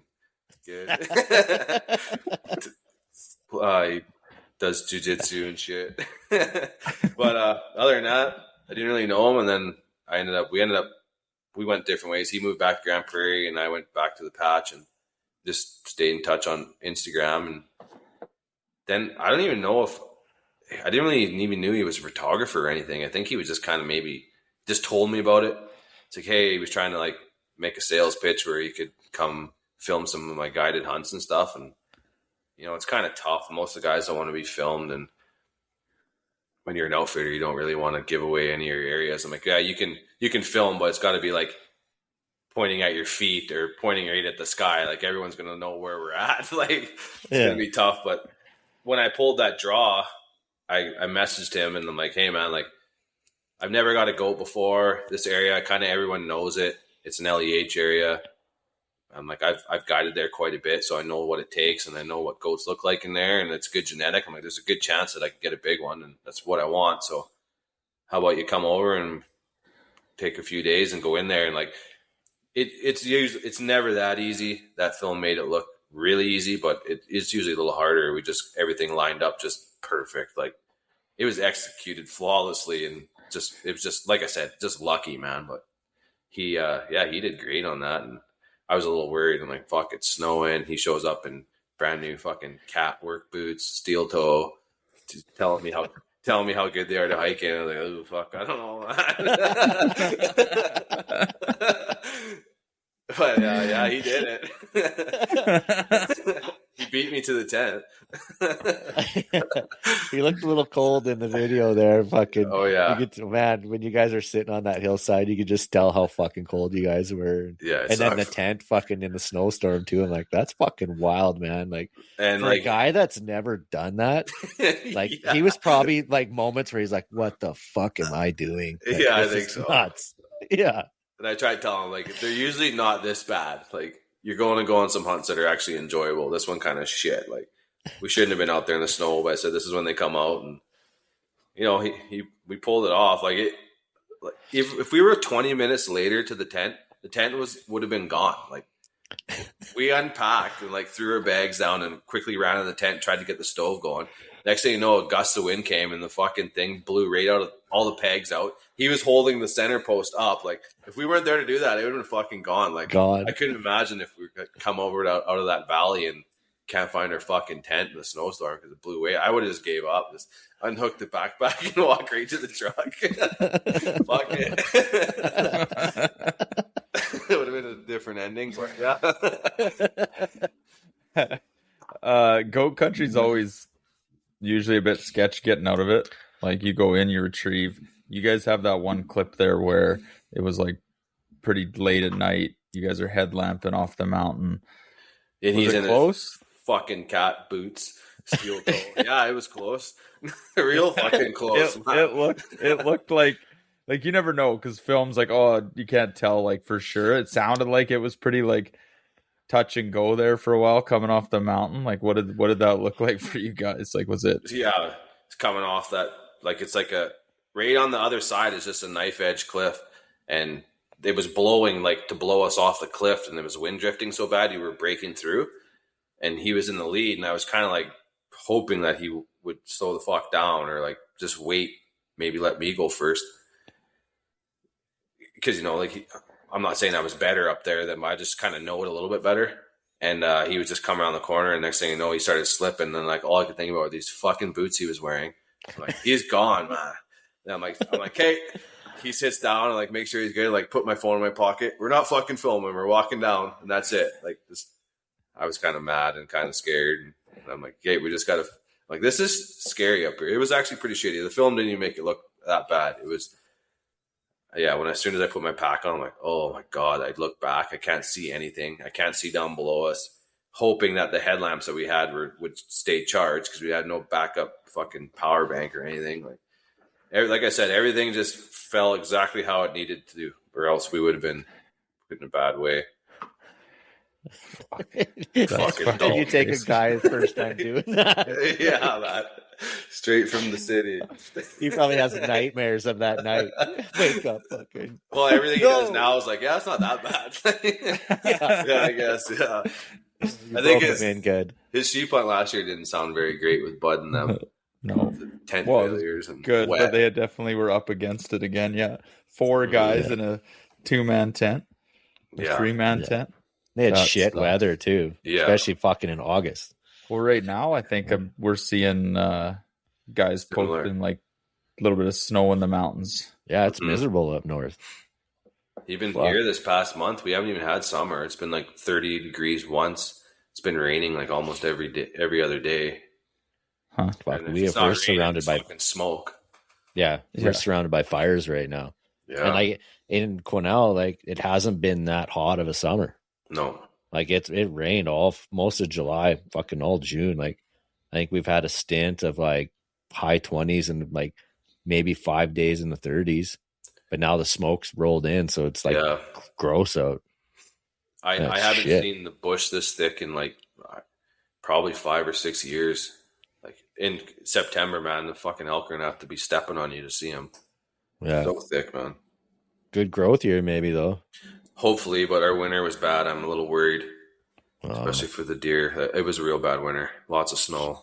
Yeah, and like right after the deer rut, like it just went from being decent to fucking 6 feet of snow. Like I got trail cameras where like the deer were feeding, and the next picture was just their neck coming up to the feed in the snow, just their horns and their neck. Like fuck, not good, man.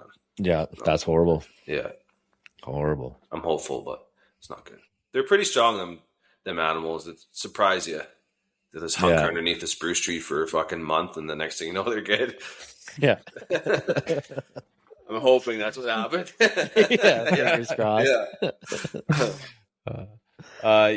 You and Dalton are working together on another film right now, and I've been getting little teasers and things, and I don't know how much we can talk about it, but you guys are putting together a bit of a grizzly bear. I don't know what to even call it.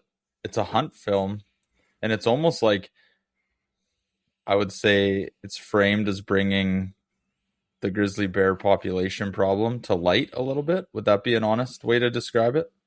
I think, it's a bit of my side of the story is bringing the population to light, and then the actual video side of the story is our good friend whose status is practicing harvesting a bear that he wants, and Like he really wants something mature, something big, a real specimen. And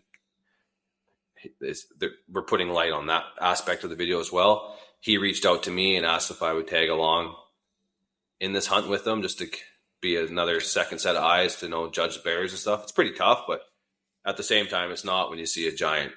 But yeah, it's been great. So that film's it's been in the works for 2 years now. We've been close. You guys have done it over like a fall try and a spring try. Right. Like you guys are seeing a lot of bears. Yeah, a lot, and a lot of good bears. Two monsters. Like this one this spring was, we named it Slink. That was a fucking bear. That thing was a fucking mutant. Oh man, mutant. I seen you. I don't know if you or someone, Dalton, maybe someone posted it. I was like, fuck, if they're looking for bears, like fuck, that's the one. Like, that's him, yeah. And I'd seen him. I didn't see him last year. I seen him 2 years ago, same area. And man, when I got him in the spotting scope, like I was with my friend, I'm like, look at, like, there's a moose coming out of the bush. And then I zoomed in, I'm like, that's a fucking grizzly bear. So I'm like, we got to get closer. He's like, what? I'm like, man, I got to get this thing on film. And that thing is huge. And we'd watch him come across the cut block. Like he was just walking. I don't even know if I could quad across it that fast. Like he was just moving. And he was just like, he'd grab a log, like a stump, and just throw it to the side, like effortlessly. I'm like, look at this thing move. He's just giant. That was him this year too. It's just, yeah, we didn't end up getting them, but hopefully trying. I'm looking. You don't got to look too hard for them. They're fucking everywhere. Oh, they're all over, man. Yeah, what has that been like in your experience growing up in Chetwynd, from the amount of bears you would have been used to seeing to now? Like, are you seeing the uptick? Oh yeah, drastically. Like my mom was born and raised in Chetwynd as well, and it wasn't until she was like in her 20s when she finally seen her first grizzly. It was with my dad when they were just backroading. And she still talked about that, like seeing it across the road and its big claws and the sun was going down, just like we seen a grizzly. Like, fuck, now you want to drive to Tumbler Ridge just before dark, you'll see almost 10 of them probably. You'll see more grizzlies and black bears. Yeah. And every fall we have like an encounter or a near miss with the bear, especially when I'm guiding. Now it's really hard in elk season and it's really hard in moose season. I don't know, you can see it when you're out there. Like if you've seen a lot of bear tracks on the road or in the mud where you usually hunt, well, it's probably the good hunting there because that's why the bears are there. So you go in there and you try to call elk, and the bugle is usually not as bad, but if you start hitting that cow call, you're calling in grizzly for sure. But the moose call, if you're doing that cow moose, like all you're doing is calling grizzlies. I got a couple encounters last year. We called in a couple big boars and to the cow moose call, and your hunt's fucked. So I just lose a day with the hunter. And not only did I lose a day, well, you kind of got him on edge now. Or, every time we go somewhere, we hear a leaf or branch break. It's probably a grizzly. So it's just the whole dynamic sucks right now. Well, and there's nothing changing. That's like the worst part of it too, right? Like every year it's talked about, and there's encounters and attacks and different things, and nothing's getting better. And it's unfortunate because there's also a good industry for it too, for guides that want to guide them, and like you can keep the numbers respectful and fucking get people to harvest them. It's a frustrating topic that it just keeps coming up, but everybody that's north of fucking Vancouver knows there's an issue that needs to be dealt with. And they're just getting closer into town. Like we're seeing them around like the Moberly camp areas. The provincial parks are loaded. Like, I don't know, if I'm going out camping, like even if you're not a hunter, you'd be crazy not to take some kind of better than pepper spray protection for sure. Absolutely. Especially camping with your kids. We were on the deck the other day with down at my parents' house, and we have a newborn. He was 3 months at the time, and he started crying. So my wife went out on the deck just to soothe him. And just to cry, and then a black bear just come running down the road, looking in the air, looking for that baby crying. Like, it's no different at Provincial Park with all these grizzly bears and people camping with their family. Like they're attracted to those noises. Mm-hmm. Yeah, it's not good. Well, we're seeing the attacks go up higher in the maulings, and not everyone, but the other side just kind of turning a blind eye, saying we're impeding on their. Oh, we're supposed to live peacefully with them. Yeah, I say we take a bunch of them and stick them right on that fucking Texada Island, and they can all fucking live peacefully with them. yeah. Name them all. Bunch of fucking hippies. Yeah. Yeah, compliment fucking North Van, fucking Stanley Park. Yeah, Whistler. Yeah, it's too bad. Yeah, fucking. I really wish there'd be something done. Like you said, the industry's getting hurt too. My area was really good. We had 2 grizzly draws a year out of there, which is perfect. Like for sure, one in the spring, one in the fall, or even if just 2 in the spring. Like I just love that hunt. Like that's my dream. If I could just hunt grizzlies for the rest of my life, would be pretty cool. Were you able to do it at all when it was still open? Yeah, and I grew up like that was like my grandpa's staple. That was just what he was known for, was killing grizzlies. He just loved hunting grizzlies, and he's just like, yeah, they got a sixth sense. Like they just know when something's up. Like they're hard. It's hard. Like don't get me wrong, anyone can kill a bear. It's pretty easy. You drive the road, but to kill them big ones that are just like 20 plus years old and 9 foot just monsters, like they're so smart, man. Like they know, and like well, that one we seen this spring, like I had a trail camera down where he was coming out of, and we watched that place every night, every morning, and never seen him. And then I checked the trail camera when the hunt was done, went in there, and he was there like 3 days in a row when we were there. But I'm sure he heard something that wasn't right, the truck or the bike coming down the road from kilometers away. Like we should have seen him. He's pretty hard to hide. He's huge. We never seen him. Yeah. Just that one time. We didn't have the hunter. Fuck. Dalton's in fucking flip-flops and shorts. Yeah, unreal. Did Dalton retire the cat boots? Yeah, he didn't bring he's got, I don't know what he's got now. He's probably some fucking, what are those, Rockies? He's moved out. Yeah, he has to. Well, if he's gonna really progress properly, you got to get a set of Irish setter elk trackers. Every fucking hunter bought one of those, thinking, God, I have my old pair, and I just wear them for like welding and shit around the house. And they look I cool. Put them on. Yeah, I put them on, and then I'm like, I can't believe I used to hike in the same fucking mountains I'm hunting elk in nowadays, and these pieces of shit, like they're a good boot, but they're not a fucking mountain boot. They're good for welding for sure. Yeah, that's what I mean. Like they're okay. Yeah. Fucking prime example, my first sheep hunt, I go fucking get a pair of those because my buddy worked at Willis Harper. I got a wicked deal on them, 50% off or something. And Johnny Laker's just like, you can't wear those. I'm like, what are you talking about? I'm like, fuck, these are like $250. He's like, dude, you will not make it. Like, and he's like, fucking return them. I'm like, I can't return them now. Like, and he's like, I'm ordering you some fucking Mendel's. Fucking, he called fucking Fisher's Warehouse and Bird, and he ordered them for me, got them, they didn't fit me. So then I had to call there and get another. Like, I got my boots 4 days before I left my first sheep on my first pair of Mendel's. I'm like, one trip with those, I'm like, thank fuck I didn't wear those elk trackers, man. Like, fuck. My calves would have just been blowing out. It's like, oh yeah, yeah. I don't have fucking time for this. Yeah, yeah. Are you kidding me right now? Yeah. Yeah, he read the book. Yeah, exactly. I had no gear, no nothing. I had a goddamn plastic frame redhead backpack from Cabela's, right? Like, I bought the cheapest shit that I could afford just to go, but yeah, one look at those, he's just like, nope, you're not going in that, man. Do they make those redhead bags anymore? Because I used to pack oats in those things. It was pretty good.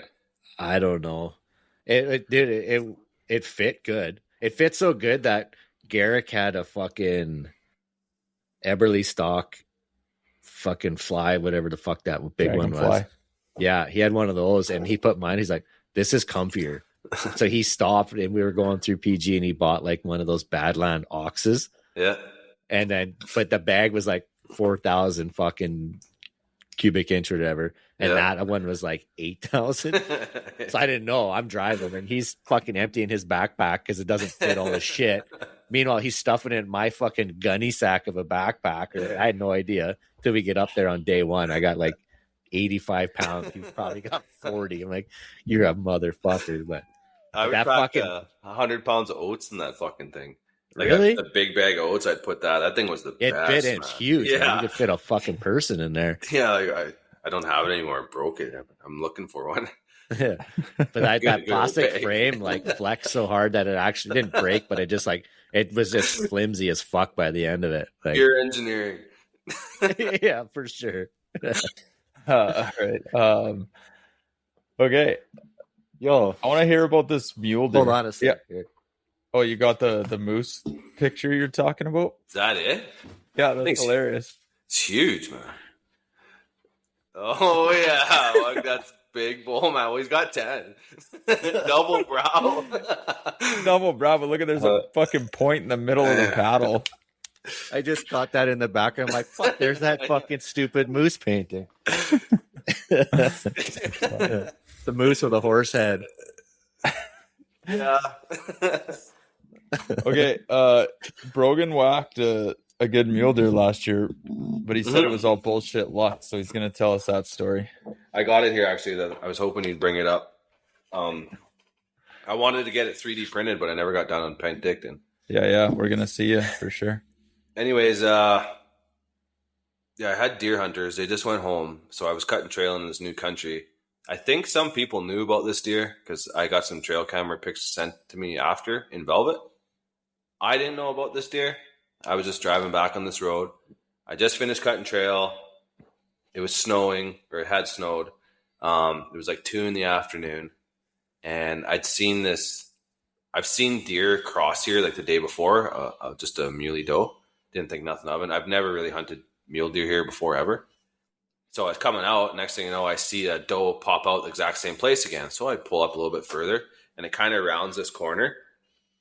And as soon as I round this corner, I just see this ass end that's just like 3 feet wide.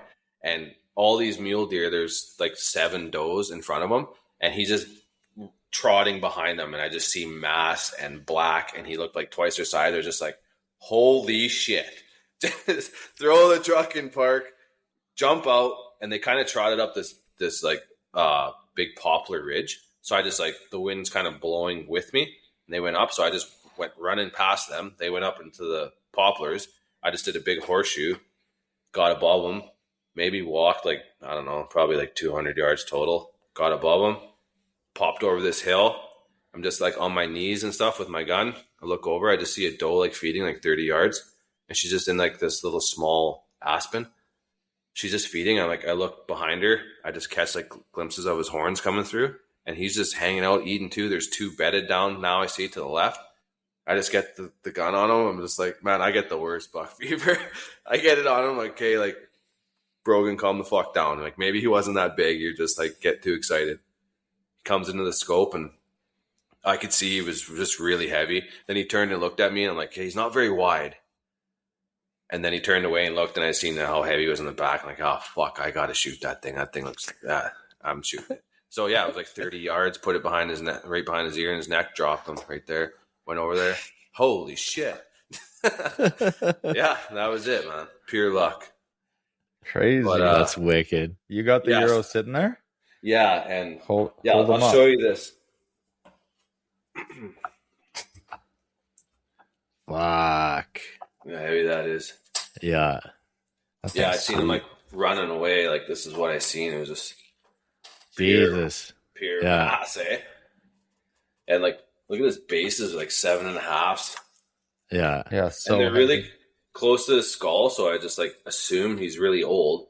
And his body was so big, and I had to like, he wasn't that far off the old like logging road, but I had to quarter him like an elk to get him out because he was so big.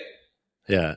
And I took him to Big Buck here, the local Big Buck, and everyone's just like, yeah, that's just the mature deer. Like, that's what everyone's goal is, to shoot something that big and old. So I kept the teeth, and I sent them to Lethbridge. Is that Lethbridge? I forget. It's all over Instagram, like you send your teeth to or whatever. So I sent him in December with other teeth too. So it wasn't just like this thing. So the other teeth I had were other whitetail and stuff that I knew the age because I've had trail cams. And they were pretty close. They were within a year or two. Mostly a year. Then I seen the results for this deer. I'm like, holy fuck. I'm like, well, that's got to be a mistake. So I'll send him the teeth again. So 2 months later, I send the teeth again to the Lethbridge. This time I wanted the picture that shows the age rings in the teeth so I could, see if it wasn't full of shit or not. And I sent him with another whitetail that was an older one. That whitetail came back with the same age that I thought it was. How old do you think that deer is? Fuck, I don't know. 9? Dev? I don't know.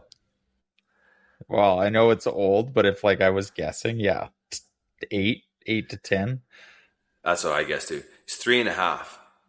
What? 3.5 years old. Came back both times 3.5. And then on the teeth, you see the ticks. He's 3.5. Give or take, so that he could be 4.5. What? Max. Yeah. That's what That's I said. fucked up, man. Yeah, man. Oh They were pretty bang on with all my other stuff. Yeah. Yeah. Do you that's have fucked up. did you When they did you get get him heavy, scored? Yeah, he's 195. Oh my god. motherfucker. And he's only 20 inside. 3.5 years old. Yeah, Jesus. 195. And his mass is crazy. Could and you his horns are imagine a black. deer like that makes it to 8 years old? Fuck, 6 even- years old even? What's prime? 5 or 6. 6.5? Yeah. 6 or 7 is 6 prime, I think. probably. Yeah. Yeah. Yeah, he's huge. It's my dream deer. I just can't believe he's 3.5. Yeah, that doesn't. That's there's fucked. no one would fucking pass that. No way. No, fuck no. You can't pass that. Why would you Fuck pass no. a 195 inch deer? Fuck. Yeah. Yeah. Too young. No. Yeah. Fuck that. And I was sure they made a mistake because even his body, he was twice the size of the does, and I had to quarter him to pack him out. That's why I'm like, I'm sending another tooth. I didn't say nothing to them. I didn't give him hey, I think you fucked up or anything. I just sent him another tooth, asked for the picture, came back 3.5 years old, and they gave me the picture with the breakdown. I'm like, shit. So I didn't post that one on my Instagram. I'd be like, yeah, I got my picture back with my age. How old do you think? Yeah. Fuck. That's Someone's fucking got wild. a fucking biologic field, and that thing's just juiced to the gills. 3 years old. Crazy, eh? That's nuts.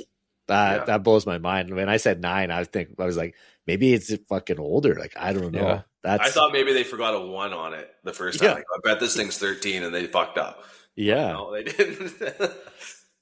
Yeah. The only bucks I've ever fucking killed that were naughty like that at the bases and heavy bases are all ancient old deer. They got no teeth in their head, old as fuck. That's and crazy. His teeth looked pretty clean, so I was like, okay, well maybe he's just got nice teeth. Yeah. But then his bases, they almost touch his skull. I've always been thought even shed hunting, when you find something and the pedestals on elk will be 3 inches tall when they're a 5-point or something. When they got old, they're only almost touching the skull. So I just assumed that was a sign of age, but not on this one. Wild, man. Yeah, Hopefully he got to fucking spread some genetics in those 3 years. Yeah, hopefully, yeah. The year before, he was still nursing. Yeah. That's nuts. Yeah. Can't win them all. Well, you won, buddy. That thing's a fucking hammer. Yeah, that's fucking crazy though. I want to talk a little bit about your Bush Kid sticker. I think it's cool, man. I see it around. A lot of your stuff comes out. I mean, I love the graphics you did with the 8 is the new 9 that Bridger's saying came out. That's been really cool. But the Bush Kid and I heard you say it a couple times this podcast. Was that something you grew up with, a saying? And then give us a rundown on where that came from. I think I just remember being called it when I was little. I just fucking hooligan, haywire, dirty, snotty nose. Great breezy stain on his lips, mullet probably. Oh yeah, a little mini Joe Dirt running around. Me and my friend, we'd go trapping after school and take a can of soup and go underneath the spruce tree, eat a can of soup, and check our traps. We're just bush kids, man. Yeah, so I was drawing a design, I think, for myself. It was a stone sheep looking away. It was a sketch. And I wanted to do like the stone art, some like the native stone art you see. And I would just kind of sketch that on the rock that was going to be beside that sheep. I'm like, shit, that kind of looks cool. So I got rid of that. And then I just used that sketch for like this bush kid thing. And I threw it out there, and yeah, Instagram blew up with it. Everyone just liked this design. Like there was a few guys that wanted to buy the idea, and I was like, I'm just going to keep it for myself. It's be a cool sticker. Yeah. Yeah, it just kind of stuck, and it just kind of bold and simple. And I don't know if I'm like I said, I'm not like a fucking sheep guru or sheep guide or hunter. I just like, it just turned out cool. Sheep thing. I was just curious. I kept seeing it around a lot. I actually thought maybe it was like you knew a kid or had a kid that drew it, and then you kind of turned it into something. Like I was trying to figure it out, but that's sweet. No. Yeah, the haywire handle. That's just. There's a lot. Everyone's like, what's your thing, man? Like, I don't know. Yeah, I mean, it's kind of self-explanatory, but I assumed it was kind of given to you. I mean, we used to call my mom Haywire. That was her CB. Sweet. So we used to have CB radios in all of our camper. Like we had campers and super cab trucks, man. So like we had a big family. We go fishing. We had radio handles. Mine was Crash because I always fucking had like black eyes and like shit like that. But I remember my mom's being Haywire, and I don't know who gave her the Haywire handle. Yeah. So it I had to ask where Haywire came from. I think I made a post about it the other day because someone asked me, and I was gonna change my Instagram because I don't really do the Haywire thing as much anymore. And it's kind of hard when you're in like the fine art stuff and trying to do like, a bit of graphic design and new school style under the Haywire. And I used to do a lot of airbrushing. I still airbrush like goalie helmets and stuff. And I use the Haywire like that because Brogan Didier, like lots of people fuck up my last name, so I don't use it. I didn't want to be my last. Anyway, so I did a prosthetic leg for my friend. He lost his leg in an oil field accident, and it was an ugly fucking skin tone color. He's like, "Can you airbrush my leg?" I'm like, "Oh yeah, piece of cake." So I did it and made it look like muscle and I think like biomech or whatever. And then I'm like, well, I'm not going to put my name on it. That look fucking stupid. I'm like, I was trying to think of something. And growing up, everyone just called me Haywire because I was just orangutan. I'm like, yeah, Haywire sounds kind of cool. It's kind of got a little rustic to her there a bit and kind of describes who I am. So it was just Haywire. And then Instagram, I got that fucking in 2015. Like, I thought it was a photo editing app. So I downloaded it to my phone, and then my wife's like, how long have you had Instagram for? I'm like, I don't know. I don't even know. I'm not even on Instagram. She's like, yeah, your account started today. I'm like, oh yeah, I was trying to edit this shed hunting picture of us, like put it in a filter or something. But yeah, that was Instagram. I just picked the name out of the hat, fucking Haywire 24, just so I could get this app on my phone so I could edit photos. And next thing you know, it's like skyrocketing my art. Yeah. That's good. Yeah, crazy how things work. That's sweet. Okay, I got a few wrap-up things here, and then we'll kind of wrap this bad boy up. But I actually got some rapid-fire questions for Haywire. Okay.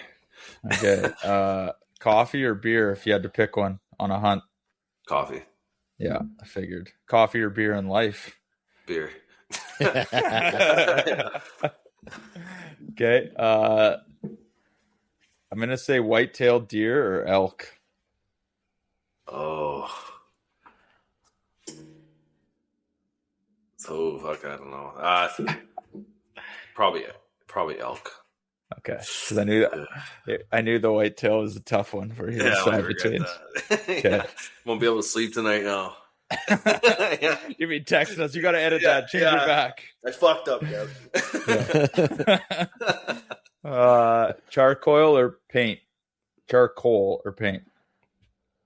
Well, like, I love charcoal. I love what I do. I think the end goal, always since I was little, is like, I just want to be a painter. And I'm kind of transitioning into that right now. Is I'm learning a lot. Like I said, I didn't go to school and stuff, and I didn't understand a whole lot of painting basics. And I painted when I was younger, had no idea what I was doing, didn't know the difference between acrylic and oil. Now I'm learning it more, and I think my end goal is I want to be a painter. I'll do charcoal and stuff.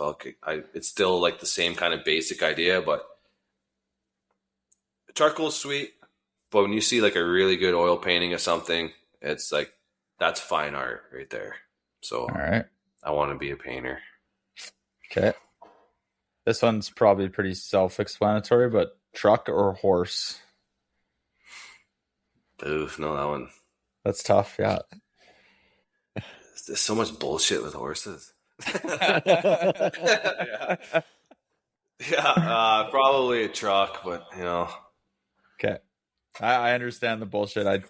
I've been on a couple horseback hunts, and it was after I started backpack hunting, and I was like, fuck, I just want to put my backpack on and go. Yeah. But like, there's all that extra, like, you got to take care of them, get them watered. Like, you know what I mean? Like, it's just different, but they do get you into some wicked places. Saddle them, get in a hornet's nest, and fucking they're going everywhere, all your shit. Then you're packing stuff out, and the horns hit a willow bush and spook the whole flock and everyone. Yeah, there's a lot of shit. But it saves you days. Backpack hunt or wall tent? Oh, that's a tough one, man. Depending, but I don't know. I had some good times in a wall tent. Fucking right. Yeah. I don't know. I'm a wall tent. I'm getting older. I'm sticking to wall There tent. you go. Yeah, there you go. One rifle for hunting British Columbia caliber. I'm not very good with the rifle stuff, man. I've only ever packed this fucking 308. I've talked about it before. I've killed everything with it. It's probably really underpowered, but I won a 7 mag at the sheep show in Dawson, and then sick. I did an exchange with Chuck Peeling there. He built me a 7 PRC, and before this 7mm stuff, I was fucking so against them. I grew up with an outfitter who's like, I won't even let you book a hunt with me if you say you're bringing a 7mm. They're the biggest pieces of shit ever. So now I own 2 7MMs. I haven't shot either of them, but apparently they're good. I'm going to go with 7mm. Okay. Sounds good. What's the worst damage or wrecked piece of hunting gear you've had in your guiding or hunting? Like something that you just fucked. Man, there's a lot. Something I just fucked.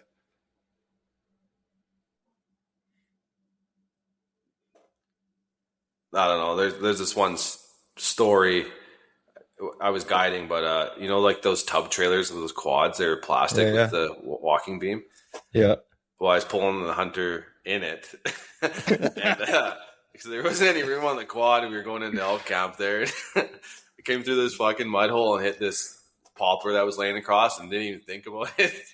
And it popped the trailer off, and it flipped right upside down, and he was underneath of it.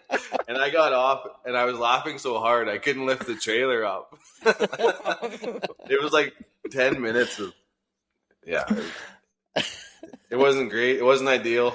He was a little upset, but we got over it. But that was the worst failure, was that fucking hitch, man. It was on the wrong size ball. It was a 2-inch fucking on the 1 and hitch 7. on a 1 and 7, and it popped off steady. And I don't know why I had him sitting in there, but yeah, that's the way it goes. That's unreal. Do you have a biggest pack out disaster or something that was really tough, either that comes to mind? Yeah, I got this horse one time. I think his name was Charlie or Sherman. Anyways, they were brothers. I think it was Sherman. I usually rode Charlie. Anyways, the outfitter I worked for didn't tell me he's got this thing called a walleye. I didn't know what the fuck a walleye was. Apparently, it's something if you move like bright colors or something by their ass end, they spook and go crazy. Anyways, we were packing this elk out, and I had my rain jacket on, and I flipped it off, and I went to go throw it on my saddle, and the horse spooked. I say, I'm just leaning back. He's going underneath these poplars, kicks me off. I stand up, look down the trail. All I can see is my saddle just hanging underneath his belly, and he's fucking gone. And it's like, I think it was like 7 miles back to camp. So I had to tell the hunter, I'm like, hey, you mind just hanging here with these horses? And I ride your horse back. He's going to go right to the wall tent. And the whole way back, I was finding shit out of my pack saddles. Find my saddle. Now I got to pull that back too. Get there, and he's just like standing at the wall tent waiting for me. And yeah, that was the worst one. Then it was all fucking day. Oh my God. Yeah, horses, man. If it was a quad, it would have been so simple. Other than the trailer. Yeah. Fuck. Let's see what else we got. This is a stupid question, but I'm going to ask it. This one says, have you ever had to poop during a stalk or a real close encounter? Hasn't, man. That's like when you have to poop. Has it ever fucked one up? No, I don't think so. No, you were able to get through it. I was hunting with Kurt's a buddy. always touching cloth. Always. I was hunting with a buddy once, elk hunting, and we'd had like a long hunt already. We were like day 5 or whatever. We finally get into elk. We're up on this ridge, and this bull is coming in, and he sounds good. And I'm like, he's probably within 100 yards. He just screams. He just leans over. He calls me, hold my gun. I got to shit right now. And we didn't kill the elk, but he had to go shit. That's when it happens, man. Always. Lots of sockless walks home, man. What do you think one hunting opinion is that'll get you roasted online nowadays? Oh, probably that film that's coming out. I imagine I got to get ready for that one. But not for many of us. I get in shit all the time for posting antlers, like trophy pictures. But I'm so done explaining. Like you'll explain till you're blue in the face. Like being a trophy hunter, it's not like what the whole definition has changed over the years. People associate it with like killing a rhino and cutting its horn off and leaving it, like stuff like that. I'm like, no, it's more of a select hunter. Like I've gone a lot of seasons without cutting a tag, and we'll go sheep hunting every year and just let things walk because we're looking for a true trophy. And what people just call me a trophy hunter still. That's all I'm in for it. But they haven't eaten sheep meat. It's so good. Yeah. Coming off that mountain right. with no sheep meat's pretty tough. Yeah. Okay, last one. What's the dumbest thing you ever packed into the mountains? Oh. Well, I don't know. Everyone grossed me about it, but I packed that fucking blue tarp. Just from the Canadian Tire. Canadian Tire tarp. Yeah. I packed that into that bighorn country, and everyone couldn't believe it. Like, you packed one of those fucking things in there? Like, but it worked. Yeah. Fuck. Everyone still like. I didn't have much for very good gear then. Yeah. We packed the Canadian Tire raft fucking 20 fucking K. Yeah. You're not far off than us. No, that's probably worse. Yeah. Yeah. With a fucking paddle too. Fuck. Well, to be honest, probably that fucking pink mountain sweater I bought. It wouldn't even burn, man. Fuck, I was just done with that thing. Soaking wet. I was frozen. It was so windy on that mountain. I was wearing it, and we had to tie the tent to my belly. I would sit underneath the center of the tent. It was my friend and his daughter, and we tied the tent to me so it wouldn't blow away. And I had that fucking stupid pink mountain thing, ripped the pockets out of it. It was like plaid, it was like a generic. You get your logo printed on a sweater, and that's what it was. It was like plaid with a shitty toque. That's what I took to sheep country. Fuck. Look cool. Yeah. Good for the gram. yeah, good for the gram. Would have been so cool if I was holding around with a cigarette and big aviators and that sweater on. But it's sweet, man. One question on the art side: do you take custom charcoal drawings on? Like if a guy had a mount and stuff, is that something you do? I've never really considered it, but that's most of what I do, really. Okay. Other than like, I do a lot of the donations to the Sheep Show and Rocky Mountain Elk Foundation, and just random Geo ABC and stuff like that. I'll do the big donations, and that's kind of what I post. there's a lot of stuff I don't post, just respect for the person that's getting it done.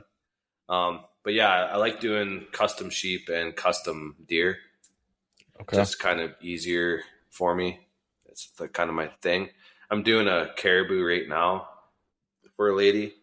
And then I'm doing a commission ram right away as well. It was a guy who won the doll ram from the Wild Sheep Foundation winning one.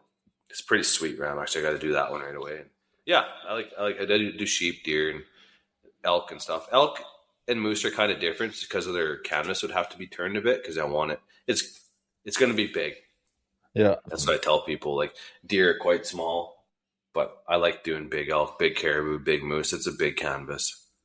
Like what are you required to 6 feet? Like, do they have to give you pictures usually? Like, what is the idea there? Yeah, just give me pictures of the antlers, just kind of like 360 a bit. Tell me what pose you want, and then I work with it. It's really easy, actually. Okay. Yeah. I got a question that I've always wondered, like for artists.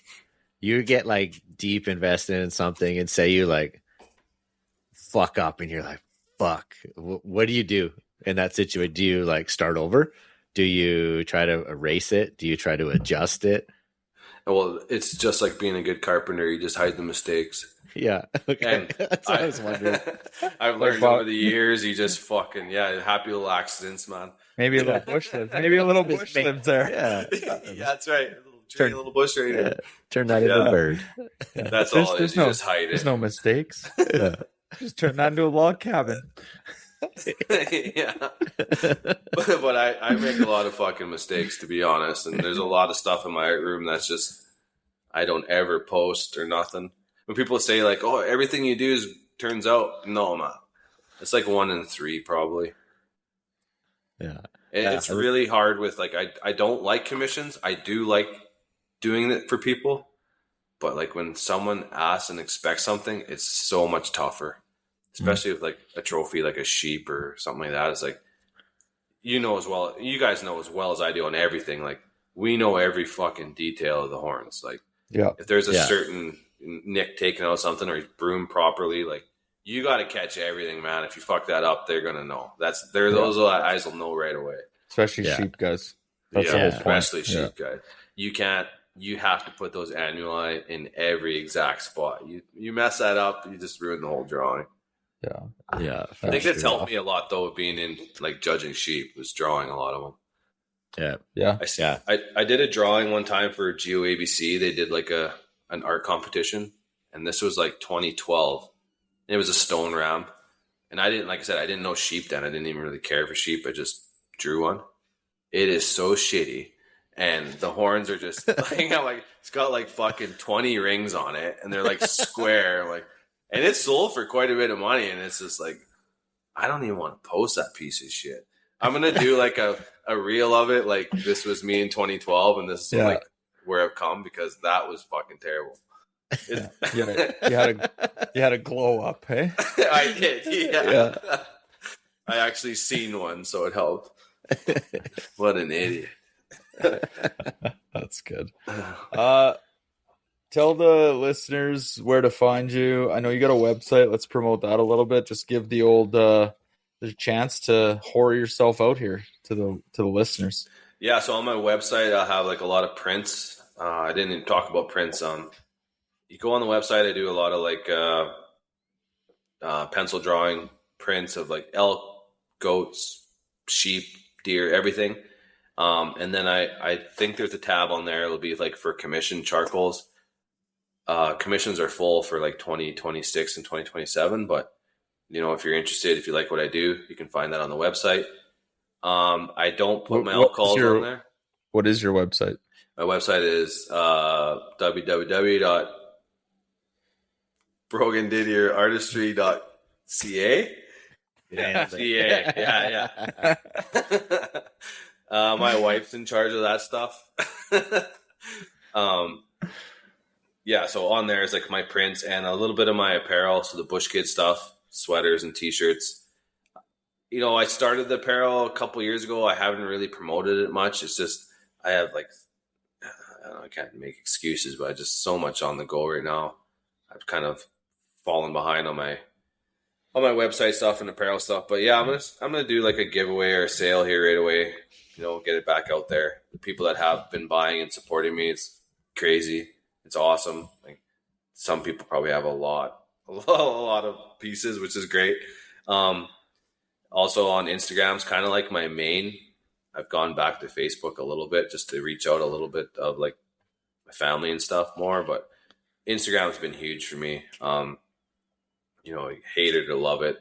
Everything comes with like a good and bad, but Instagram's been great for the art and my passion and my motivation. There's a lot of artists as good or better than me. And, it's like anything. If you see someone else doing it, it just helps you want to keep doing it. And Instagram I just changed it now. It's haywire.wildlife.art instead of just haywire24. So you can find me on that. And or Facebook's just Brogan Didier. It's kind of hard to spell. OnlyFans. No, I don't have one of those. I'm fucking pretty ugly guy. Make sure you send Brogan dick pics so you guys can get those fucking painted up for him too. Yeah, please don't send me any reels. It takes me like an hour of my day. Send him everything. Yeah. I sent him one while we're recording here tonight. I was hoping him to open it up and watch his face reaction. Yeah, I'm just like, I only have a few good groups of reels that I read. Kurt, you're on some of them there. Or take a picture of these guys. But yeah, look at the last one I sent you. Okay. Jesus Christ. All right, well, dude, we appreciate you sitting down with us, and I think we'll probably have you on again when the Grizzly film, because we're definitely going to want to help promote that film with Dalton and whatnot. I know that some of the ideas were inspired through us ranting and raving about grizzly bears, and he's hoping to use a bit of audio clips from our podcast in the film, maybe just a small snip here and there. But we definitely want to hear all about it and probably do a full recap of that. So we'll definitely get you back on sometime. But it's been a lot of fun, a lot of laughs. Yeah, thanks for having me on. Finally get to somewhat meet you guys. It's cool. Yeah. I love the platform. I love Come Out Heavy. Got a cool mug. I'm going to take caribou hunting, so I'll send you some. Oh, yeah, I got a caribou LEH this year, so that's why I'm not going sheep hunting. Oh, nice. I'm so excited for that, man. It's going to be that's like my dream hunt. Oh, mine, same. So we were betting the farm that we were going to pull a caribou draw this year, and we didn't. I'm like, you didn't, eh? No, man. Yeah, I've had two in a good area, and I never went on either of them. And now I'm just like, fuck, regretting it. But I'm the same as you. Like, I didn't think about it, and then now that we don't have it, it's like, fuck, I should have went. Yeah. I canceled one so Devin could get his first stone sheep because I'm a good team player like that. So, don't you forget it, Dev. Did you get it? Yeah. Was that okay? That's all right then. Yeah. It was definitely worth it. Okay, good. Yeah, for sure. Yeah. Well, thanks a lot for coming on, man. We've been trying to make this happen for a while, and like everyone's work schedules always conflict, and it's nice to bang this one out. So it's awesome. Yeah, it's cool. It's a good one. Thanks for having me, boys. Okay, buddy. Take care. I came from the mud. There's dirt on my hands. Strong like a tree. There's roots where I stand. Oh, I've been running from the law. Hope they won't shoot me down soon.